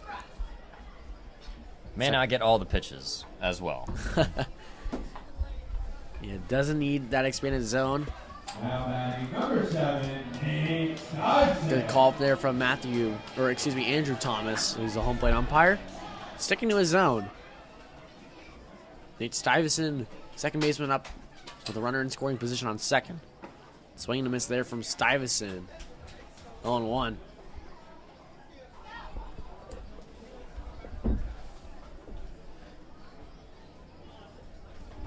Stuyvesant had a base hit back in the fourth. It was an RBI single, and he later came around to score, like many Riptide batters in the fourth. Swing and miss there at that curveball, 1-1. And Stuyvesant gaining a lot of great experience that he can take with him to Stanford next year.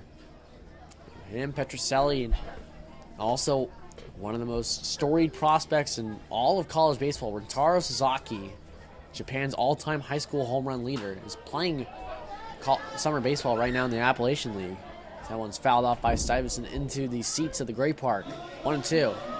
But Sasaki, man, that's a mammoth of a human being. He's been hitting tanks left and right for the Trenton Thunder. He's going to bring that big-time power to the University of Stanford next season, where he's going to be a freshman, believe it or not. It's a balanced breakfast over there. Oh, yes.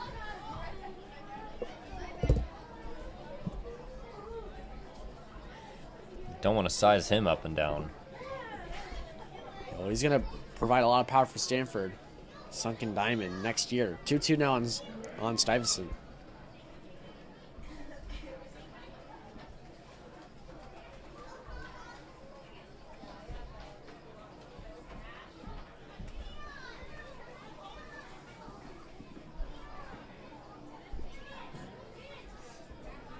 Rosales taking his time on the mound. That foul off by Stuyvesant, trying to find a put-away pitch here with 2 gone. Jackson Kemmerer waits on deck. 1-2. Curveball in the dirt. Good block there from Arroyo.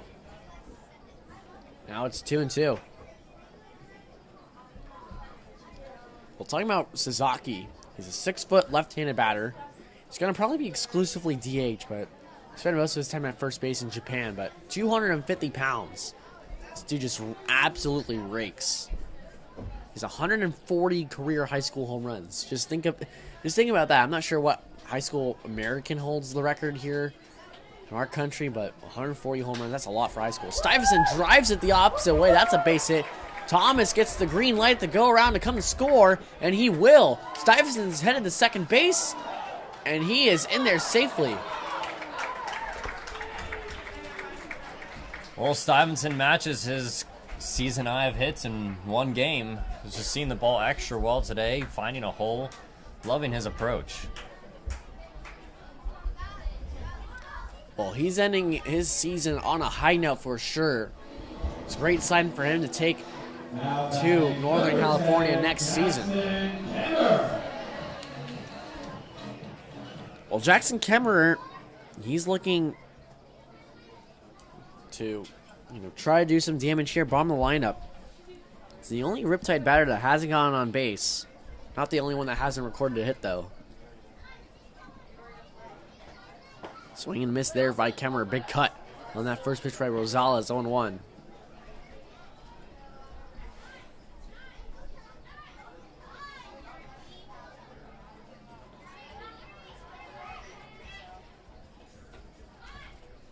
Stuyvesant now at second base instead of Thomas.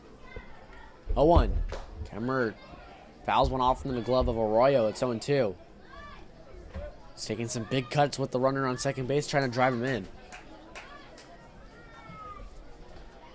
Cameron's grounded out to the third baseman and flied out to the left fielder so far tonight. Made some solid contact overall. Choking up on the bat just a bit, trying to make contact here. 0-2. Fastball just misses by Rosales low. It's 1-2. Seems like that's a pitch he usually swings at, but I guess, you know, something's changed to where he's got a different mindset. Seems a little more confident up there. He's putting the ball playing twice now in his last 2 at-bats. 1-2 now. Kemmerer again lays one off in the dirt. It's 2-2. Choking up on that bat even more in that pitch. Just trying to put something in play and use his burning speed to his advantage.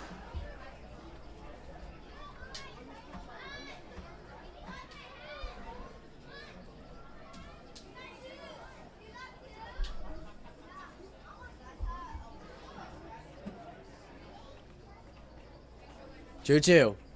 Kemmerer cuts and misses. Strike 3 for Rosales to end the inning. But not after he allowed a run on an RBI single from Nate Stuyvesant. We're heading into the 6th. The Riptide lead 8-0.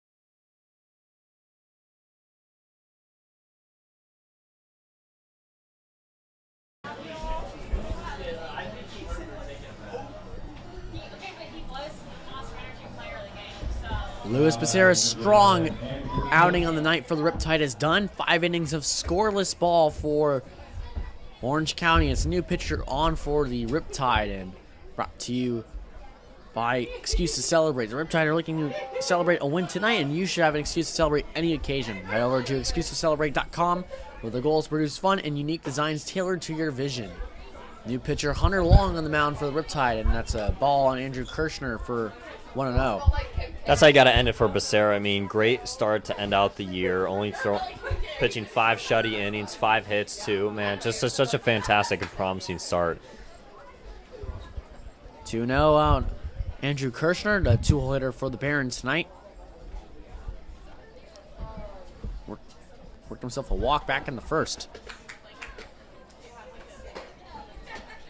Strike 1 called on the outer part of the plate for Long. It's 2-1.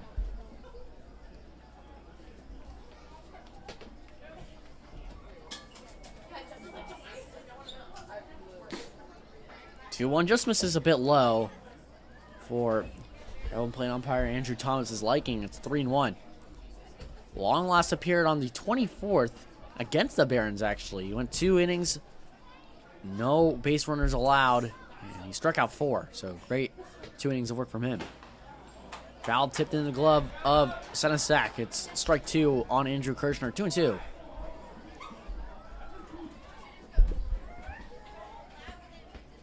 The breaking ball has been dominant for the Riptide pitching staff. We could see it again right here. Long does go to the breaking ball, and Kirshner rolls one over the right side. Stuyvesant fields it, and he'll throw to Hammond for number 1. Such a tough play, a slow roller over to the right side, trying to find a hole. And that's probably one of the harder plays a second baseman's going to have to make in a game, especially when you're fielding that and throwing it on the move. And Hammond originally went to try to go field that ball, and then he realized that it was Stuyvesant's all the way and had to retreat back quickly. Dylan Lena, whoa, breaks a bat on a foul ball. Splintered everywhere. 3 pieces. I don't know if I've seen a bat break like that before. That was weird. Well, that was big part thanks to Hunter Long's curveball. That spinning action, I'm sure, just absolutely cut up the bat.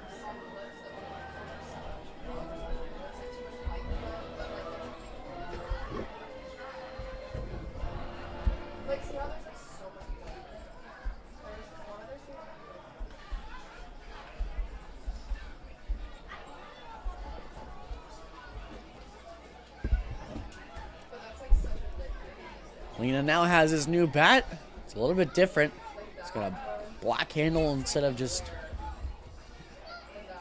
normal tan. And Lena, first swing with his new bat, hit well as center field, but Kemmer's right there for round number 2.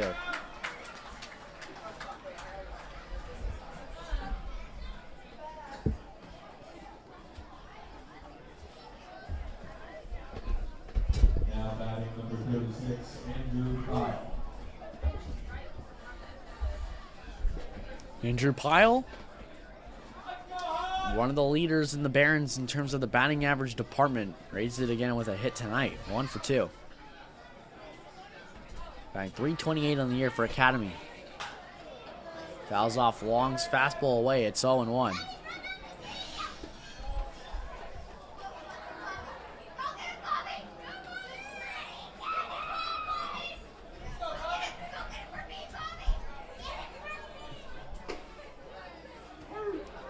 O2 called. Good fastball there from Hunter Long. Using that big frame to his advantage, standing on the mound at 6'7". 260 pounds. 0-2. Fastball just misses high and away. Senesac tried framing that for a strike, but didn't get it. 1-2. Hunter Long was the ace at Capistrano Valley Christian School, playing the San Joaquin League. He's named the player of the year for their conference in his senior year. Ooh, fastball almost gets away from Senesac. It's now a full count, 3-2.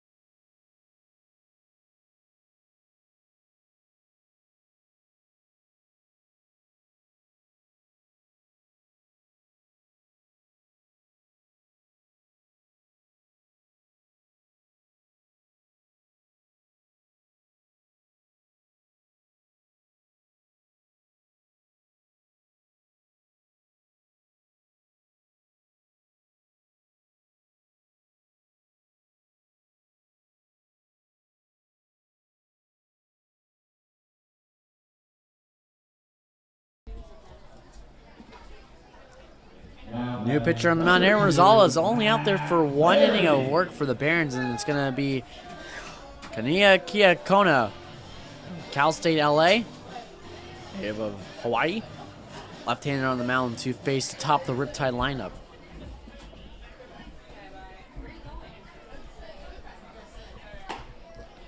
First pitch in there from Matt Flaherty.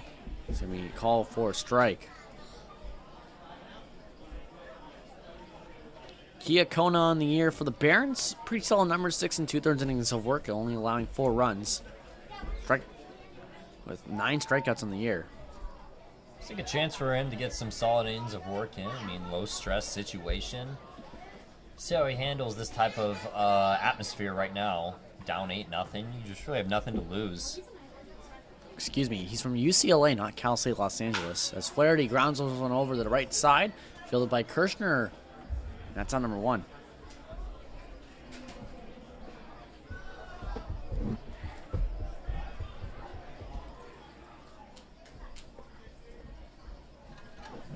Now batting number 9, J.C. Allen. J.C. Allen, the new batter, or excuse me, he's up at the plate. His 4th at-bat of the game. 2 for 3 in the night for him.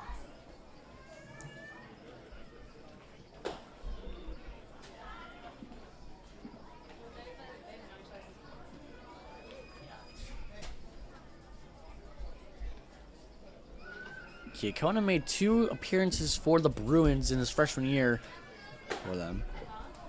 Strike 2 called on Allen. Pitched only an inning in his 2 appearances. He was selected a Pac-12 spring honor roll in his freshman year. 0-2 just misses low to J.C. Allen's now 1-2. Kiakona doing a good job trying to work through the top of the Riptide lineup quickly.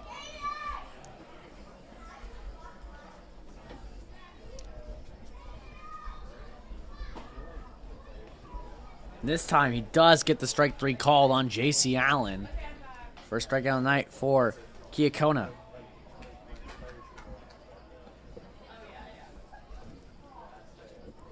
Three-older Luke Johnson up. He's searching for his first hit of the night, believe it or not, even though he's kind of been in the thick of things for Riptide. He has 2 RBIs. One of them coming off a sacrifice fly, and one of them coming off a fielder's choice that he beat out on a double play. He also has a run scored and stolen base. Nice curveball dropped in there from Kiakona for strike 1.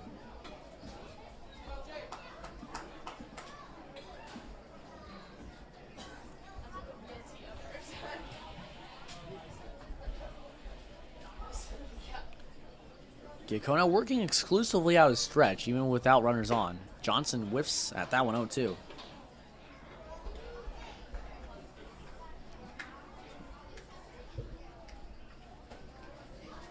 Tied up 8-0. 0-2 on Johnson with 2 gone. It's a lefty from UCLA and Kiakona. He delivers pitch. Johnson swings and misses, and that's strike 3. Kiakona ends his first inning of relief with 2 strikeouts, and we're heading into the 7th inning of play now. Riptide lead 8-0.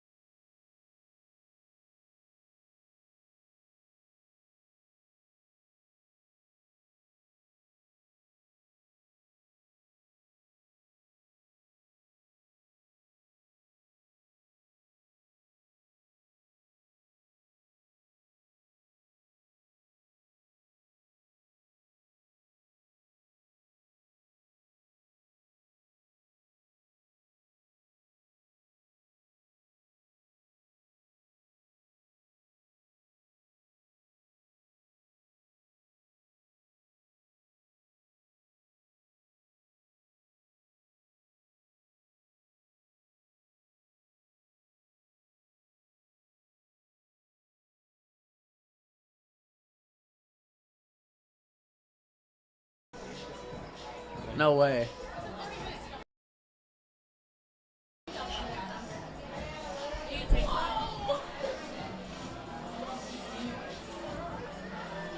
Hunter Long's back out on the mound for the Riptide in his 7th inning of work. Now batting number 8, Jacob Klinowski.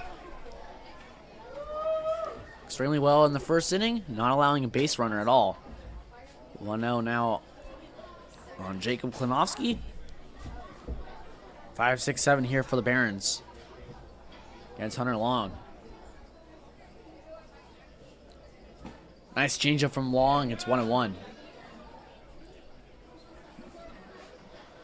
Long's never gone over 2 innings this year for the Riptide.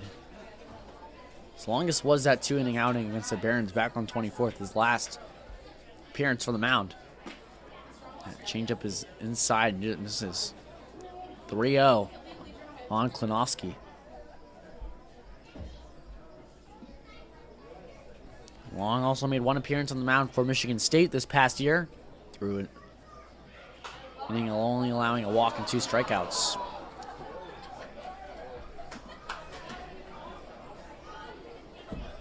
Excuse me, now it's 2-2 on Klinowski. A really breakout year for Cal State East Bay. Up in NorCal, batted .304 for them in the regular season after batting under Mendoza line for the past 2. So away, 3-1 now on Klinowski. He also slugged .522 in his limited playing time for Cal State East Bay. He only had 69 at-bats, but made the most of it.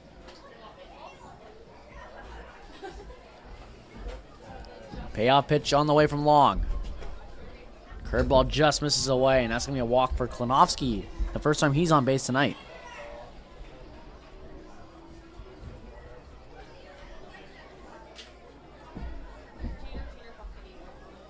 Now batting number 15, Maximus Berber. Maximus Berber. Part-time pitcher, part-time first baseman, and he's at first base tonight from Whittier. Curveball just misses by Long. Senesac was waiting for that strike call from Andrew Thomas, but didn't get it. It's 1-0.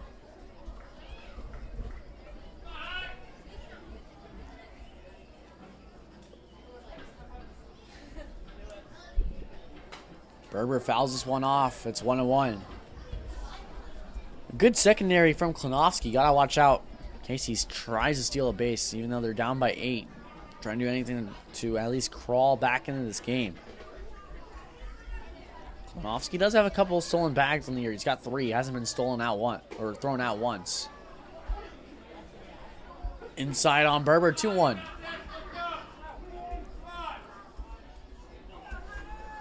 Seems like Hunter Long has some family and friends in attendance tonight.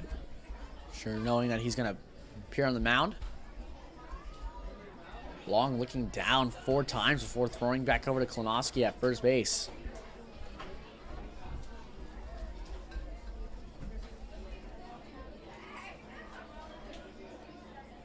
Klinowski fakes going, and he'll stay put at first as Berber whiffs at that one. It's 2-2.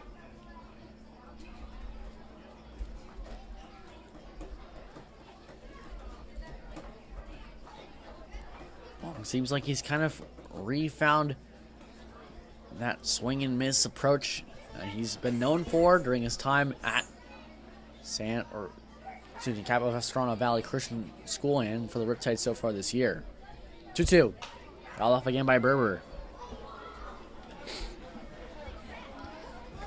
You know, Long's ERA, it's not very pretty. It sits at 7.2, but it's honestly because he's only really had 1 bad outing out of the bullpen for the Riptide, but he hasn't appeared in a lot of games. This is just a 6th outing.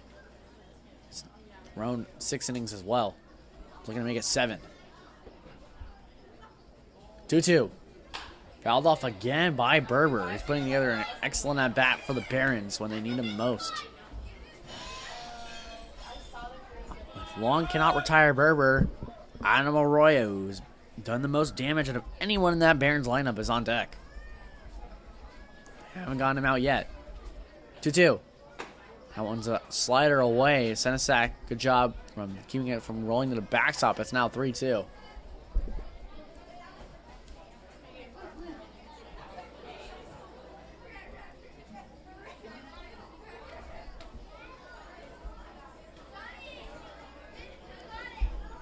Klonowski stays, and Berber whiffs at that curveball. Hunter along, didn't stick to the fastball full count, decided to go with the curveball there. Good choice. That's the first out of the inning. I mean, the breaking ball has been killer for the Barons and the best for the Riptide right now. They're just getting swing and misses on every breaking ball this staff has been throwing. See, 8th strikeout night for the Barons. Royal foul tips this one off Senesac. 0-1. Well, we mentioned about how, you know, catchers have that code. Don't try to foul tip one off my equipment or else, you know, it's going to be bad karma. And that one came right back and fouled off Senesac's equipment, but he's all right.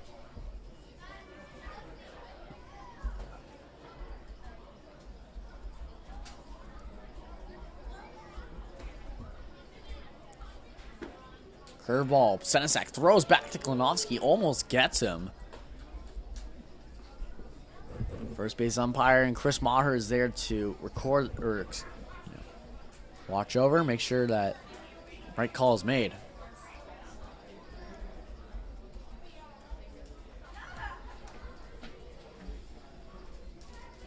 One. Fastball dropped in there from Long. Arroyo knew that was the pitch to hit. They didn't pull the trigger there, and it's 1-2.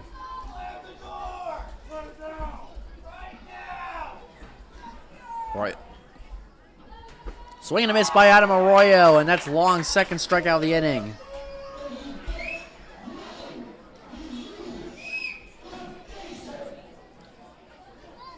Now batting number 19, your beer batter, Raymond Jenkins.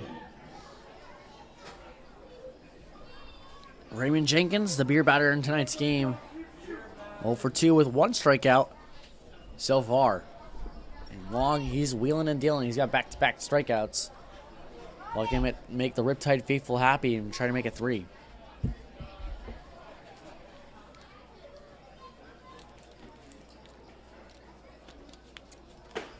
First pitch is swung on and missed by Raymond Jenkins, 0-1.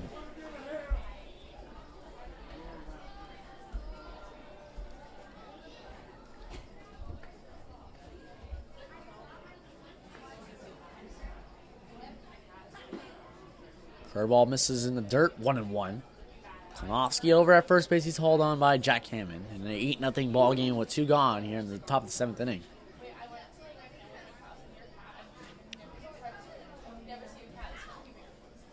One. Just misses away. That was a slider there from Long. It's 2-1.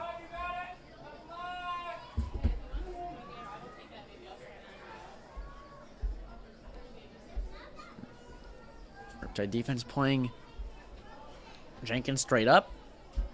And outfield as well, playing him straight up with Matthew Thomas, the right fielder, pretty shallow. Jenkins hits one in the hole of shortstop. Bates fields swing cleanly. The throw on is not in time. That would have been so good. Just a long throw, tough play with the good speed. Man, it was on the money and everything. Bates did the best he could on that play. But unfortunately, it wasn't enough to get out Jenkins, who's got the best speed on probably all the Barons team. Now Colin Taylor, the 9-hitter, is up with runners on first and second.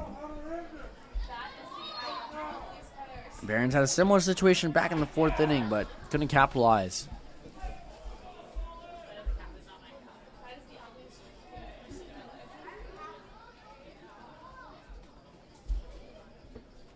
First pitch from Long to Taylor is in there for strike 1. Nice curveball.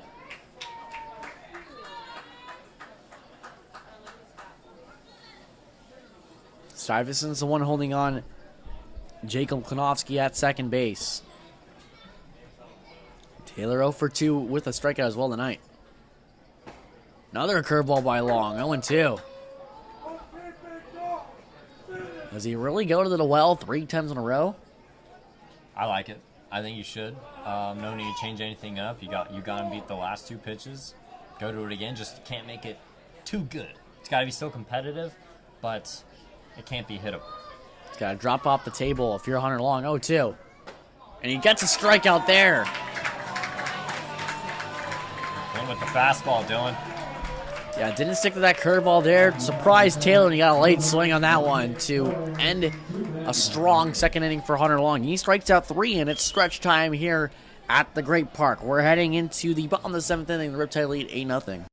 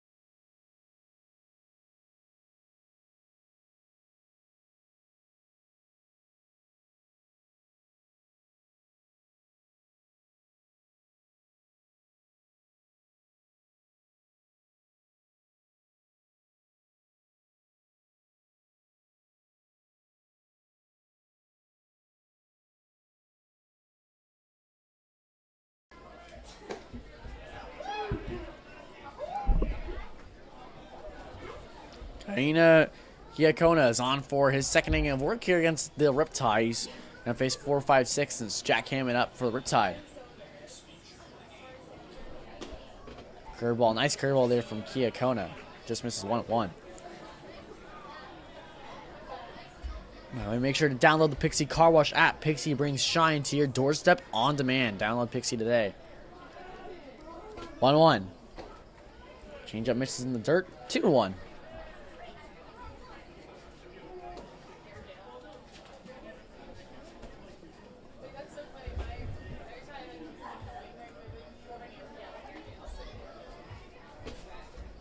Hiakona works on Hammond, and this one's lined down the left field line, and that's going to be a base hit for Jack Hammond.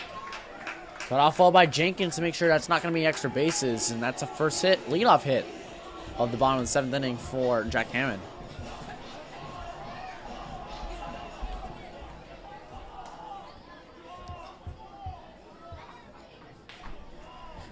Shortstop Camden Bates is up as well. Walked back in the 4th inning and later came around to score, but 0 for 2 tonight. Besides that, he's also made some nice defensive plays as well.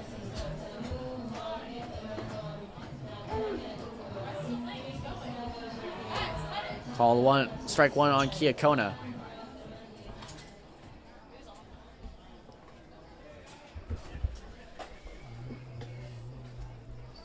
Bates will be transferring to Arizona State next season after winning the national championship with Tennessee. Went 2 for 8 was time with the Vols. That ball squeezed away, went past the glove of Arroyo. Couldn't squeeze it. It's 1-1 now on Camden Bates.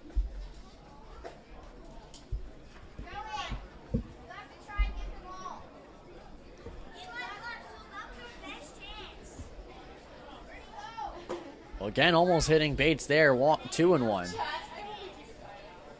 Well, before this upcoming season, Bates and Keokona would be facing each other a lot.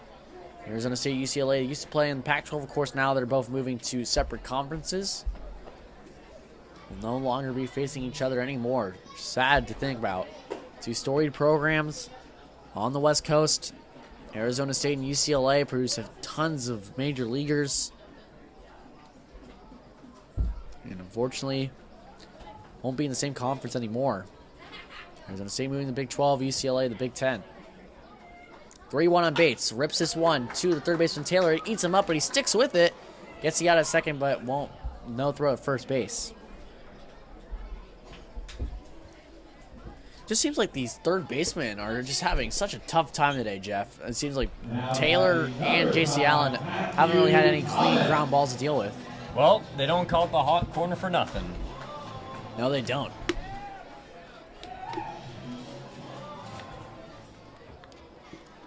Seems like whoever's doing the lawn here at the Great Park is making sure it's extra difficult for the third baseman tonight. I mean, all the balls have not been easy.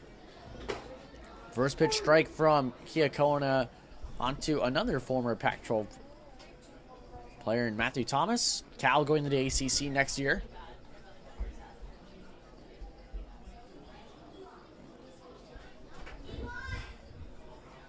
Keokona looks over Bates once and drops in a curveball away for ball one.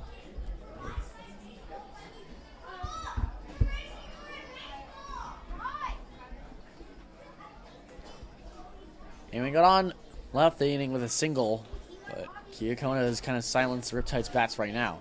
Thomas fouls this one off towards the backstop. It's 1-2.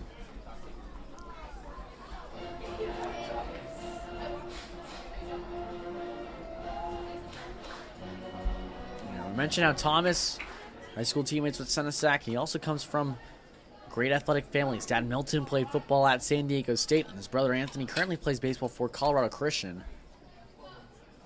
Thomas continuing the trend.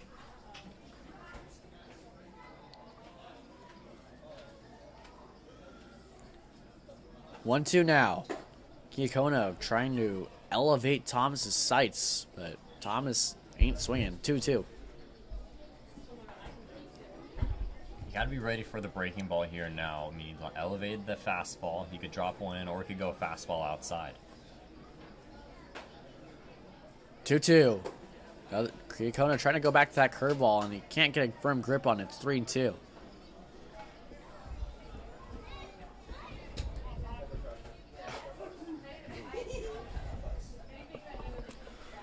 Well, that was Keokona's go-to pitch earlier in the first inning, and for parts of this second inning of work for him, that curveball, big 12-6 Uncle Charlie. He's kind of losing the grip on it right now. Payoff pitch on the way to Thomas. Skied all the way into the parking lot.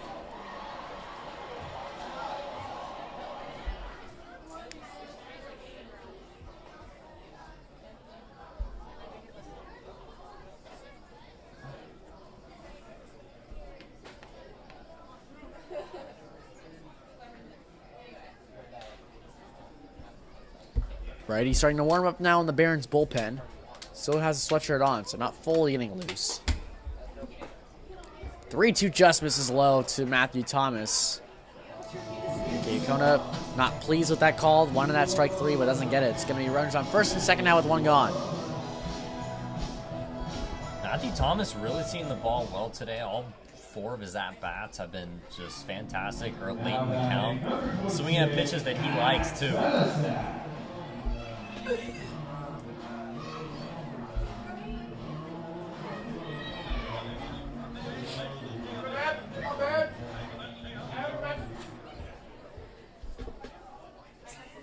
Senesac, the catcher now from LMU, 1 for 3 tonight. Fastball away from Keokona, 1-0.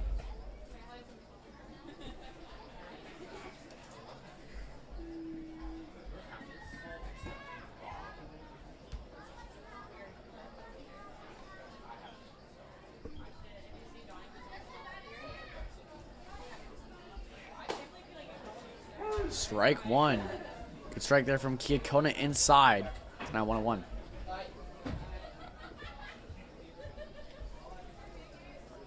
Yeah. Keokona He had a 1.85 ERA with 33 strikeouts. He's a senior in Hawaii and was ranked as the number 7th prospect from the state. We're heading to UCLA.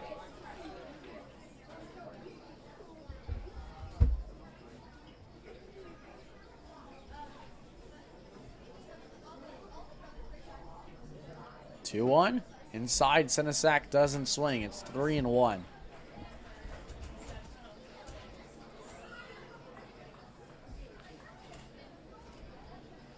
Bates at second, Thomas at first. Senesac up at the plate.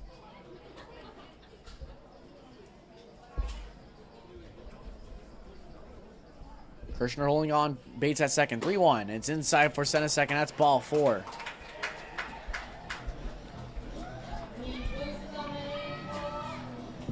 Now back-to-back walks from Kiakona. It's kind of accelerating the Barons bullpen right now, and mound visit between the pitching coach, Kiakona, and Arroyo behind the plate. Sure is going to buy the Barons bullpen some extra time.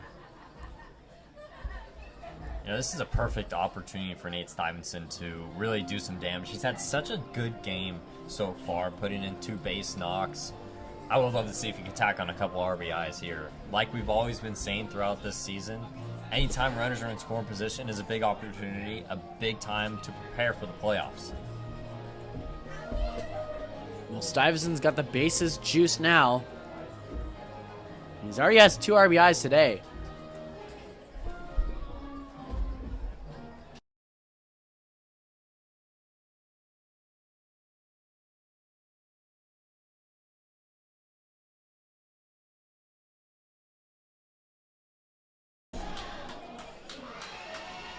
So Stuyvesant's got a chance to really kind of tack on more runs for the Riptide here. They're already up 8-0 with bases loaded, only 1 gone. Now he's facing a left-handed pitcher for the first time tonight. Been good opportunity for him.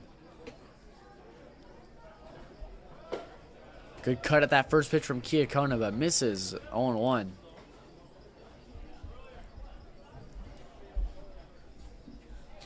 Even though Stuyvesant, we haven't seen him a lot at the plate, but on defense, he's been great at second base. He's made some fantastic over-the-shoulder catches. Stuyvesant pops this one up into the air. Arroyo and Berber converged, but that's going to go onto the concourse again by the 21 and over section here at the Gray Park.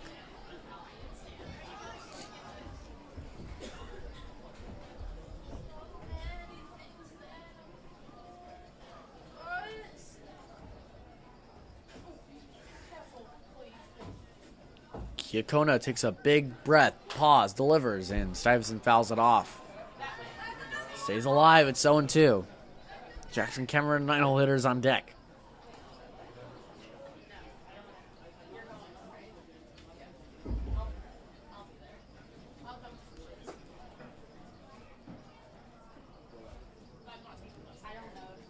Right-hander now warming up in the bullpen for the Barons. No sweatshirt needed for him. He's getting fully prepared to possibly come in this inning if it goes haywire for Kiakona. 0-2.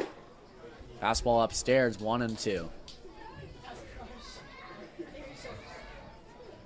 Oh, that's what Gracie was doing today. Stuyvesant, you mentioned his defensive plays, and it really helps just because he plays wide receiver at Redondo Union. It was a great one for them as he foul tips it in the glove of Arroyo, and that's going to be strike 3. Third strikeout of the night for Kiakona in the first of the inning.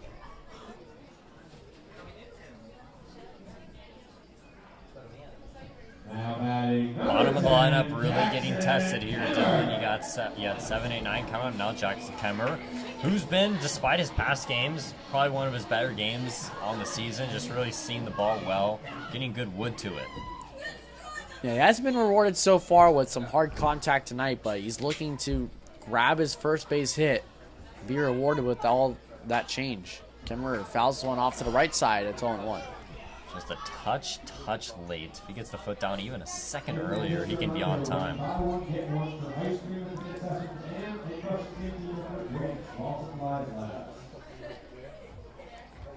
He's got some big-time exit velo, some of the best on the Riptide squad.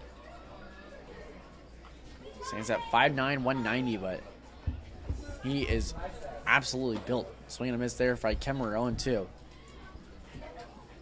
Jeff, get ready for these numbers. He's got 545 squat and a 305 bench. That's, man, more than I can do. That squat is impressive for sure. So he really can kind of drive things using that lower half. If he can make contact and make it well, that ball's over the fence. But Kemmerer using a two-strike approach, choking way up on that bat, 0-2. Shorter swing path as well, and he fouls it off to the right side, past the Barons bullpen, 0-2.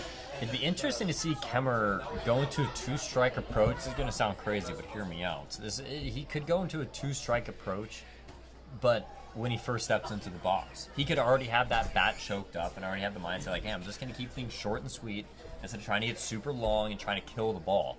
In this two-strike approach, he's been battling a lot more. Really the first time all year we've seen him do a two-strike approach where he choked up on the bat. And this time, it's going to be deposited in for a base hit. 1 run will score. Here comes Thomas around from third, and he's going to be in there standing. That is a huge sigh of relief for Jackson Kemmerer. Like I said, he should just be in the two-strike attempt throughout all of his at-bats. Now by number 2, Matt Flaherty.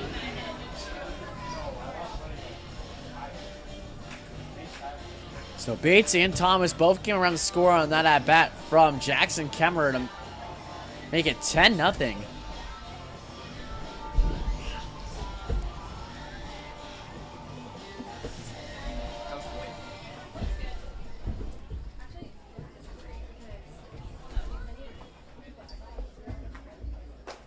First pitch to the left-handed hitter in Flaherty, and Kiakona breaks in that curveball for strike 1.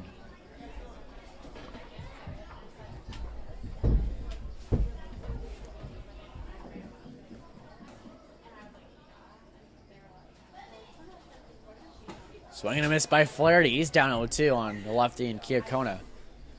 Assuming if he can't get out Flaherty here, I think this is going to be his last batter with the righty and Allen on deck.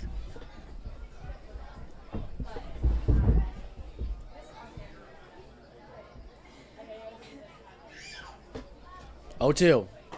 In there for strike 3 called. Fastball freezes Flaherty, and that ends the inning, but not before Jackson Kemmerer gets a 2 RBI base hit to extend the Riptide lead to double digits. They're heading in the 8th inning, leading 10-0.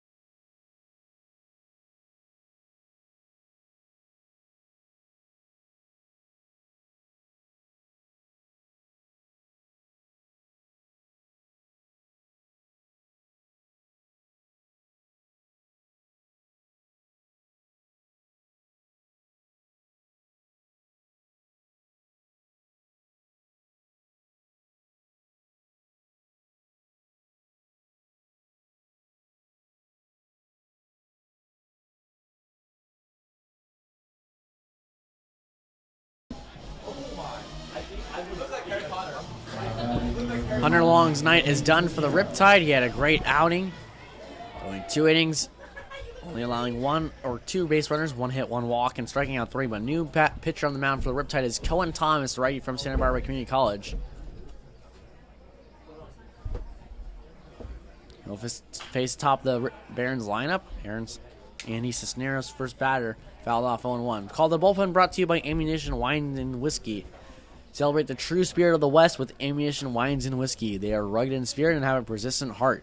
It's for the pursuers of excellence whose passions are fed by the defeat of mediocrity, and for anyone who forges their own trail to their vision of the American dream. From farm to finish, every step taken toward perfection is a deliberate one. Go to drinkammunition.com for a glass of Ammunition Pinot Noir or Cabernet Sauvignon today. Sauvignon. I'm sorry, Jeff. I'm almost there. Don't worry. Home stretch. A few weeks and I'll be at Sonoma, and then I'll have all the wine pronunciations. I'm gonna. That's right. 0-2 now. Fouled off again by Cisneros. Staying alive.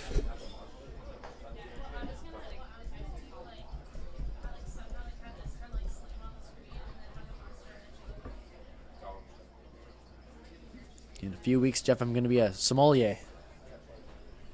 When I head up to Sonoma, get ready. I won't butcher any pronunciations. When you have experience, you will get them.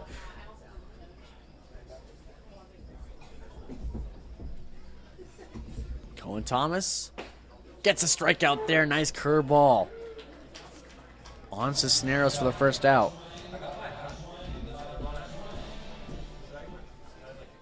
Now batting number 9, Andrew Kirshner.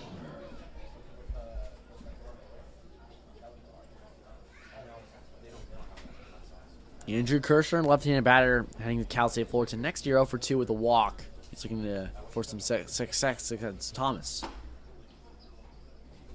Want to know? Thomas on the year. 9th appearance for the Riptide. 9 innings of work so far and 8 strikeouts and 6 walks. The ERA.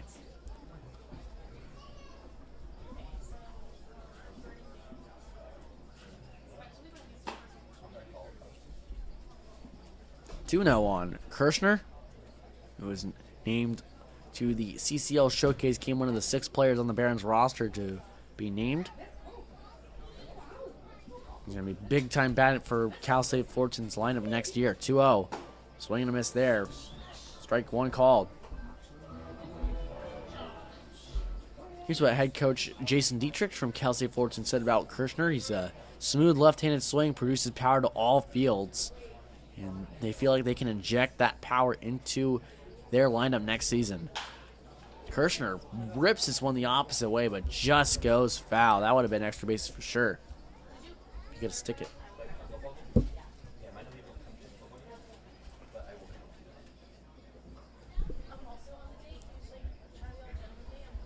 Kirshner, he also played an integral role of helping Golden West clinch the Orange Empire League title in the regular season this season.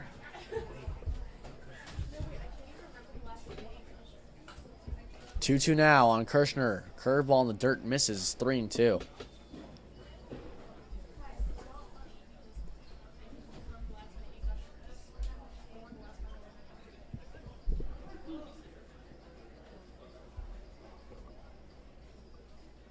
Thomas is from the Carlsbad area. He spent 2 years playing varsity baseball for Carlsbad High School. Ended up going to Santa Barbara Community College. For his next 2, he's going to be entering his sophomore year next year. They're a successful team this past season, going 30-14 and winning the WSC North, but they eventually lost to Golden West in the SoCal Super Regionals. Another payoff pitch here from Thomas on Kirshner. Kirshner goes the opposite way in the left center field gap, and that's going to fall down for extra bases. Cameron trying to throw to Stuyvesant in a second, but Kirshner's in there standing with a double.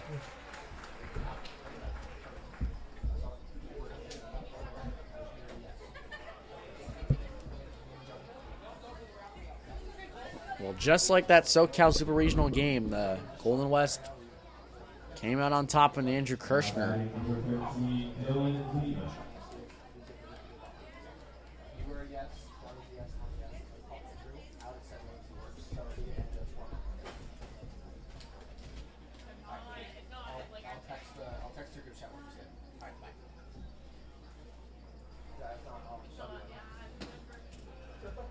First pitch to Lena is away for ball 1.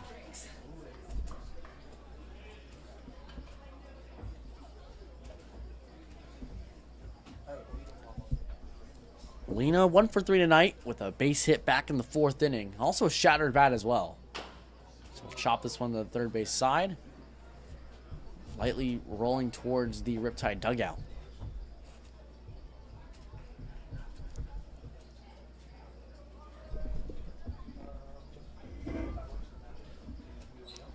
Lena's one of the few players in the CCL to have ever played for a Team USA under developmental program. He's on the 2019 15U national team, where he served as a designated hitter for all 9 games of the WBSC.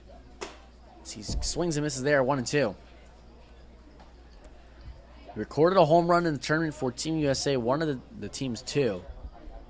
He was one of their best hitters in that U15 Baseball World Cup.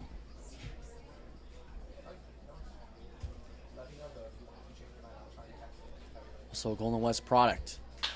Hits this one well on the ground. Bates fields the hop cleanly. What a play. And now it's the second out of the inning. It's Like I said, he's been so smooth. Not just the third baseman who are getting those tough hops today. Also can be the shortstop as well. Notice that Kirchner tried to kind of time himself to be under the ground ball and hop over trying to throw off Bates, but that doesn't work. Yeah, definitely almost got Bates, but Bates is such a good fielder over there at shortstop. He's really settled in nicely. He had a good read on it, too. Even though with the bad hop, that usually would force some sort of mess up there, especially with Kirshner timing that one. But, and no use. 1-0 on Andrew Pyle. This one's lined up the middle. It's going to be a base hit for Pyle, and that's going to bring in the first run of the game for the Academy Barons. 10-1 now. Riptide still lead.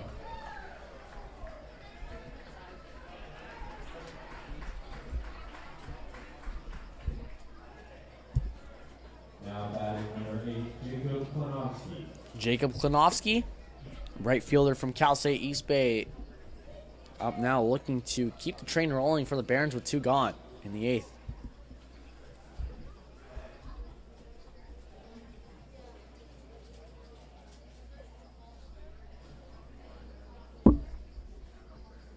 First pitch from Thomas to Klanowski is in there for strike 1, right down the pipe.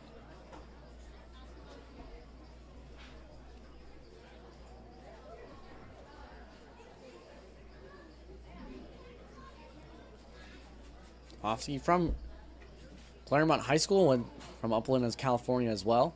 And all 4 years on the varsity baseball team there. 1-1 now on Klanowski.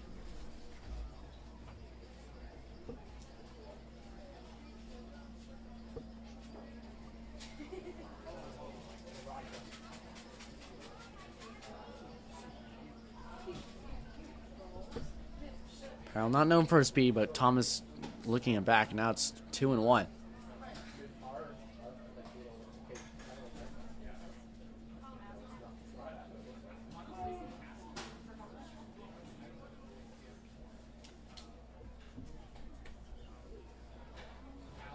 Klanowski, one of the rare ice hockey and baseball players here in Southern California. Not too common you find some of those guys that can play both sports.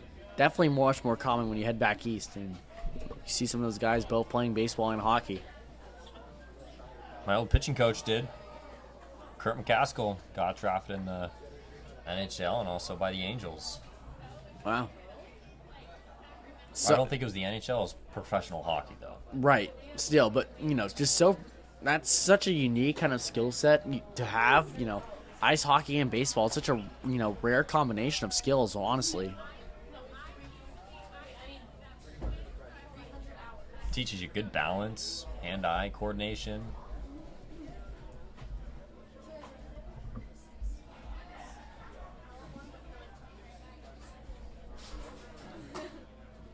Pyle's going to go on a 3-1 count, and Klonowski's walked. So runners on first and second now for Cohen Thomas. He's got 2 outs on him, but trying to work himself out of it. But, well, yeah, speaking of which, probably the most famous guy to have played both baseball and hockey was Tom Glavine. He was on that Sports Illustrated cover. He was drafted second round of the MLB draft in '84 by the Braves, but also excelled in hockey. Drafted by the Los Angeles Kings in the 4th round.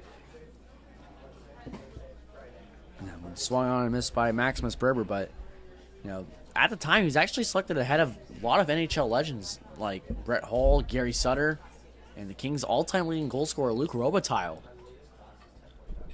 He was that good in both sports. This one's crushed by Maximus Berber. Matthew Thomas is back, though, and he'll make the catch running backwards to end the top of the 8th inning. The Barons finally get a run on the board. We're heading into the bottom of the 8th inning. Riptide lead 10-1.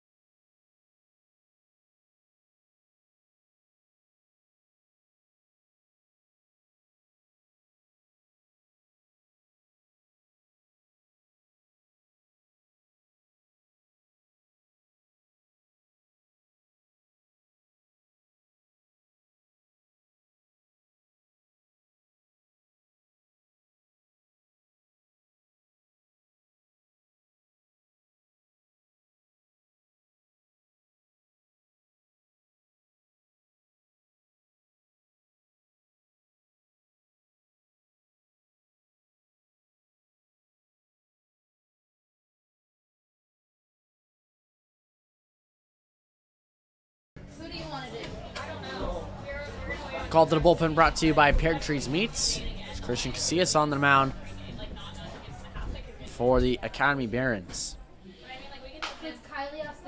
First pitch swing is J.C. Allen. It's a slow nubbler to the first baseman in Berber for out number 1. Okay, then let's just do that. No, he did not want to talk to me. Really? Now batting number 18, Luke Johnson.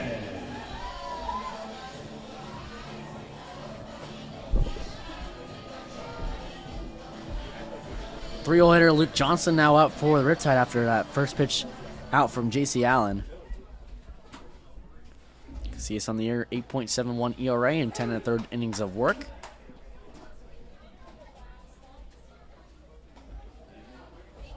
From San Francisco State University, he had a good season for them last year. Johnson fouls one off his ankle. Looks like he's in some bit of pain.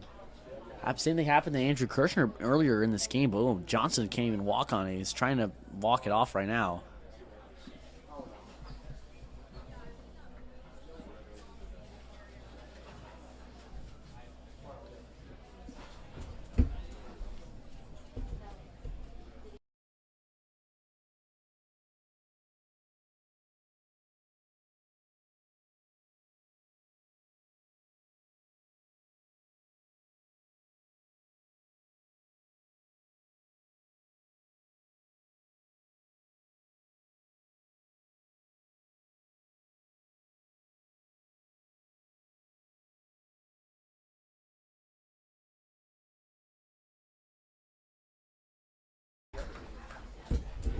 Well, Luke Johnson shook off that foul ball off his ankle, and he's ready to go back and work.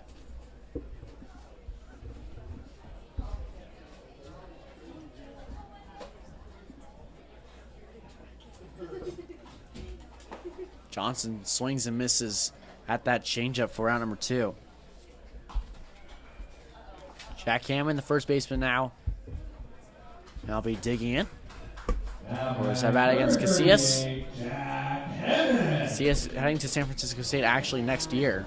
He's at Cypress Community College's freshman year and then moved to Los Angeles Harbor College's sophomore campaign. This was the past one.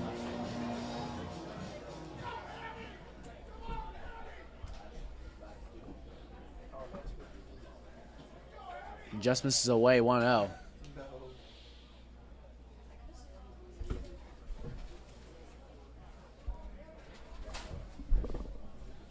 Jack Hammond, just like Camden Bates, hailing all the way out from Oklahoma.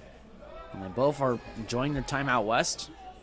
Bates heading to ASU next year and after spending some time in the portal, and Hammond spent the last 2 years at Long Beach State.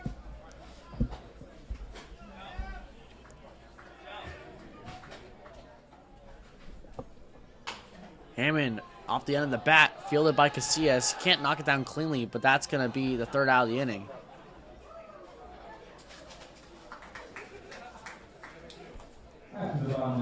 No runs, no hits, no errors, and no runs. Now we're heading to the top of the 9th. The Riptide looking to close out this game. We're up 10-0.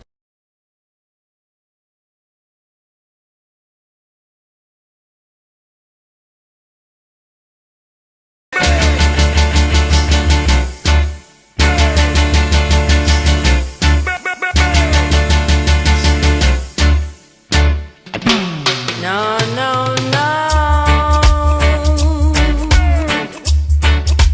You don't love me, and I know now.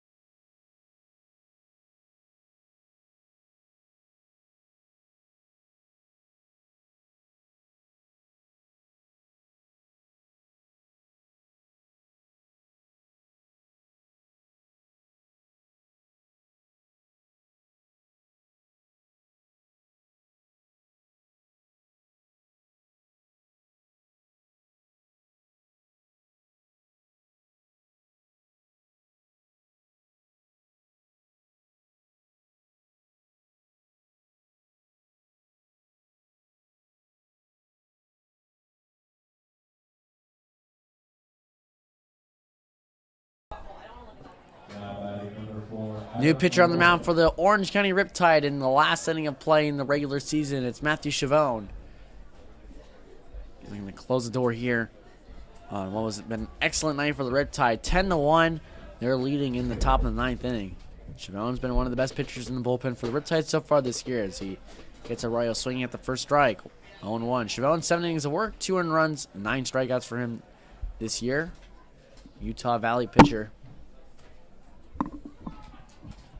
Trying to get out their most dangerous hitter right now, Adam Arroyo.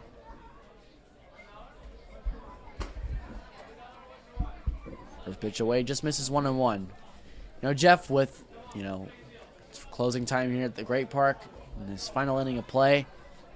Final inning of the regular season for the Riptide before they head to the playoffs on Tuesday. Jeff, what was your favorite memory so far? It could be maybe off the field memory and an on the field memory, because as a Riptide we did some nice bonding stuff. But what was your favorite memory? My favorite memory is the next memory. The Oh. ones that we're going to be having going forward in the playoffs. But if you want a really technical answer, I like the sprinkler game. That was pretty fun. Oh, the sprinkler game. Regardless of the loss, still a good time. We saw some funny things. Also, I liked when Omaha the Bat Dog made the Great Park her personal bathroom. Yeah, I'm with you on that. That was a great experience. In all honesty, that was probably the most interesting game of the season. That up there with the sprinkler game too, because the Omaha bathroom game was also the game that the umpire was also beaten in the face by a throw. So that was a whole night of That's baseball. shenanigans. And I wasn't here for the sprinkler game. That was so silly. I cannot attest to the sprinkler game. I was gone that game, Jeff. Yeah, I was going to say, it can't be your favorite one. It can't be my favorite one. So Arroyo crushes this pitch from Chavon in the left center field gap. Hammond couldn't cut it off, and Arroyo's going to go for 2. And it's past Stuyvesant. That's going to be a double for Adam Arroyo. Saw this stat that leadoff walks are more likely to score than leadoff doubles. No kidding. There's a good chance that this runner could get stranded on at second. I I've need to seen know. it happen before. I need to know the science behind that and the mental side of things. Of a walk is just because, as a pitcher, it shouldn't happen. But hits happen. Hits happen all the time. You should be used to getting hit off of you if you're a pitcher. You see a leadoff double, all right, no big deal. Let's keep him there. Does it make you feel, as a pitcher, does it make you feel like you're a little bit more on like high alert, per se, after giving off like a leadoff double? I am more on high alert with a runner on at first than a runner on at second. Why is that? Because you got to worry about him taking off from to get into scoring position, and you got to worry about your time to the plate too. It's an extra factor to worry about versus runner on second. Maybe you're getting a couple extra signs from the catcher. You can hold him on a lot better. You can actually see him. Set a sack, making sure Arroyo stays put at second base. Fields that wild pitch cleanly. 2-0 on the left fielder in Raymond Jenkins. But in this situation, 10-1 game, you don't really need to worry about him. He's not going anyways, too. Yeah, as a catcher, no, he isn't. Fastball upstairs from Chavon. It's 3-0. A little bit of an issue with his walks this year. 7 innings, 8 walks. But he hasn't allowed that to kind of spiral down. He's been phenomenal. That pitch misses. I think Jenkins was thinking that was a strike. He was not moving at all until the no call there from home plate umpire Andrew Thomas. Everybody was pretty hesitant on that call. Very small strikes on the day. Definitely much different than what we've seen from other CCL umpires. Here's 9-hole hitter Colin Taylor. He's looking for his first base hit of the night. He's struck out twice. Saw the ground out to the shortstop back in the 3rd inning. Now runners on first and second for Chavon and no gone. Curveball in there for strike 1. Before Sunday, the Riptide actually did have a small chance at hosting the Tuesday's playoff game, even though a lot of people thought that it was definitely for certain that it would be in Pasadena. Saints had 2 games, and they needed to win both of them, but they won the game at 1 o'clock against the Conejo Oaks. Of course, being the big game, so with their win against the Oaks, they were able to clinch that home field advantage for certain. Riptide will be traveling to Pasadena on Tuesday to face the Saints. Game time still TBD, but believe it could be at 6 o'clock. Swing and a miss there by Taylor. It's 1-2. It's going to be a really big and key matchup, certainly, because both squads played against each other in last year's CCL South Championship game, with the Saints just narrowly coming out on top. Oh, the Riptide 1-0 in Pasadena. As Taylor flies this one up. Shallow. Allen is the one that calls everyone off. And he makes a catch in foul territory for the first out. Big first out. Now you got a double play that you can get on a ground ball. It's Andy Cisneros, the center fielder, and he's a leadoff hitter in tonight's game. He's 0 for 4 in tonight's game with 2 strikeouts. Yeah, knowing how much the Saints and the Riptide, their rivalry is pretty strong, especially for CCL standards, considering that Riptide lost 1-0 in that championship game last year. I'm sure that the coaching staff wants to get revenge on the Saints on Tuesday, if they can.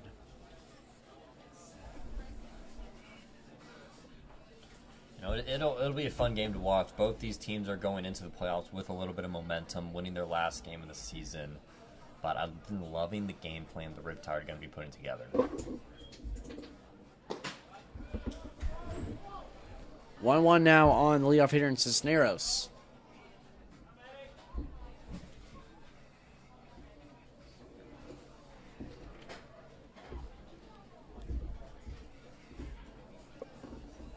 Cisneros was more of a late addition to the Barons roster, but kind of retake the leadoff spot. High chopper, and it's going to go foul.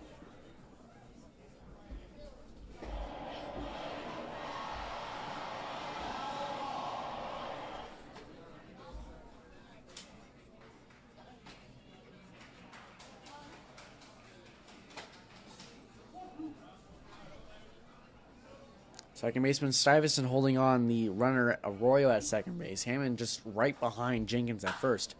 This one's crushed down the left field line for a base hit. It's going to slowly roll to left fielder Johnson. He picks it up and throws it to the cutoff Bates, and that's an RBI single for Andy Cisneros.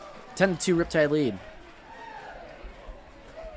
Pitch caught a little too much to the plate, and that's some solid piece of hitting for Cisneros for his first hit. Now batting number 9, Andrew Kirchner. Well, Andrew Kirchner, he got his first hit last inning in the 8th, and that was a smoked double in the left center field.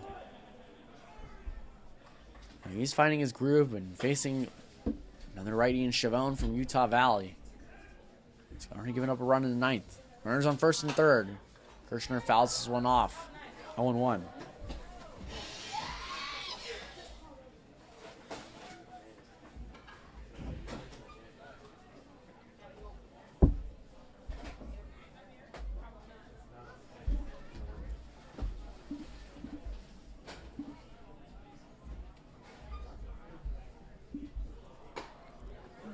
Fastball misses away. It's 1-1 to Alex Kirchner. Or Andrew Kirchner, excuse me. Chavone on the mound for Riptide. He spent his first year at the University of Nevada for transferring to Santa Ana Community College and then going to Utah Valley last season, where he pitched 3 1/3 innings for Utah Valley.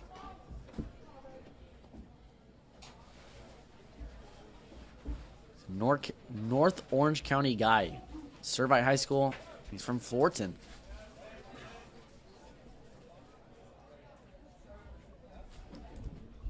1-2 now on Kirchner. Curveball in the dirt gets away from Senesac, and here comes Jenkins, and he's going to score standing. It's 10-3 Riptide now.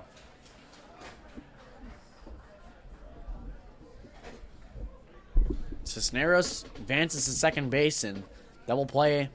Forced double play is now off.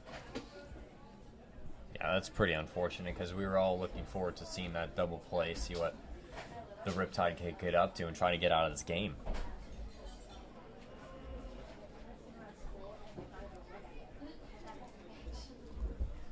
Chavone still has a chance to punch out Kirchner. 2-2. Kirchner rips it right in the glove of Hammond. This could be a double play. Bates will not be there in time. I was so close to being a double play. Good job by Jack Cameron making that play at first base. Camden Bates had to travel a country mile all the way to second base, and it was pretty close over there. Maybe got back by a step. Yeah, Bates has good speed, but just wasn't able to get there in time to get out Cisneros. But now here comes Dylan Lena, the big power threat for the Barons. That big hair, playing shortstop today, but he's played third base a bit for the Barons. Also played second base as well this year. He swings for his pitch and fouls off that curveball. It's 0-1. Lena was originally committed to play at San Jose State after his time at St. John Bosco High School, but decided to go to Golden West for the past 2 seasons. And last year for the Rustlers, he hit 9 home runs, batting .275. And the OPS was over 900. 0-1 pitch to Lena. Fastball. Snagged by Senesac from midair. 1-1.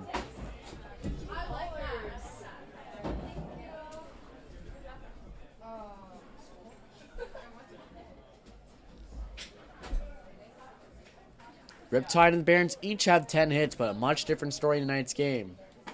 Riptide 10 runs. The Barons only have 3. 2-1 now on Dylan Lena. It goes to show that the Riptide pitching staff stranding runners. I mean, you see the 10, that's 10 spot on the board, but only 3 hits. They've done a good job of getting around runners.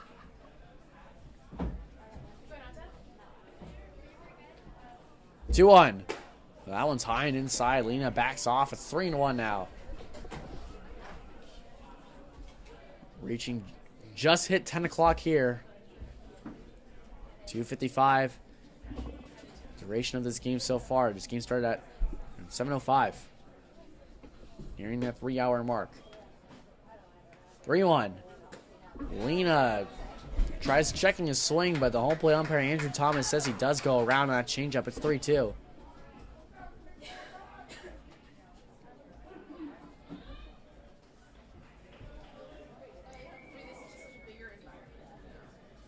Runner on second base. Full count. 2 outs. Riptide lead 10-3. Here's a pitch. That's a bit away. It's going to be a ball 4. Walk for Dylan Lena.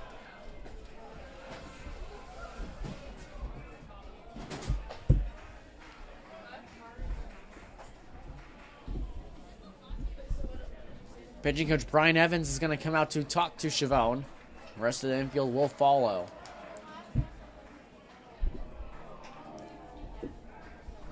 No pitching change just yet. Evans just having a word with his pitcher.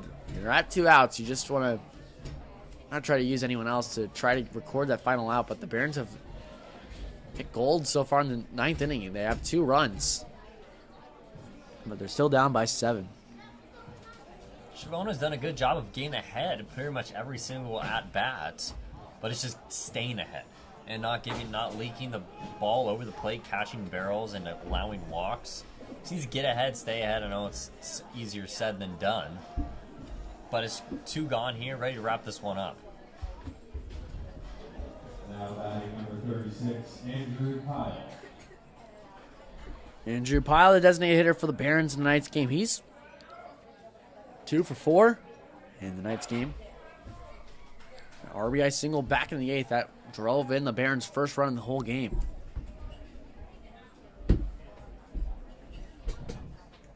First pitch on the way from Chavone is high and inside. Pyle has to duck out of the way of that one. 1-0.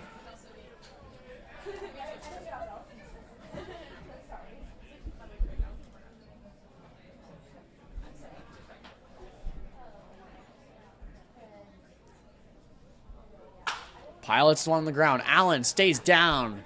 Throw on the first, and that's the ball game. The Riptide end their regular season on a high note, beating the Academy Barons 10-3 in their final game here at the Orange County Great Park for 2024.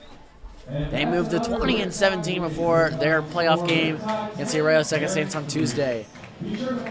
Jeff, what did you like today from the Riptide in their kind of 10-3 demolition of the Barons? You know, it wasn't it wasn't the strongest of lineups, but it shows that their depth, and this is super promising going into the wild card game, showing they have a lot of depth in pitching and hitting, just overall great outing, nothing to lose situation for the Riptide. I mean, they already clinched, so they can play a little more loose, a little more free.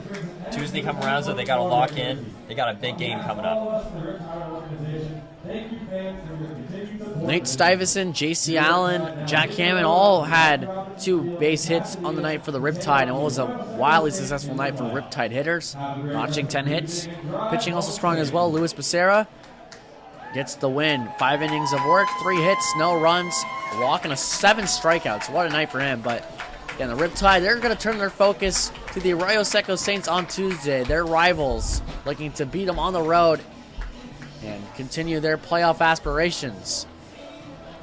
Once again, thank you for tuning in all season long to the Orange County Riptide YouTube live stream. We'll be broadcasting Tuesday's playoff game. Don't worry, we're not done just yet.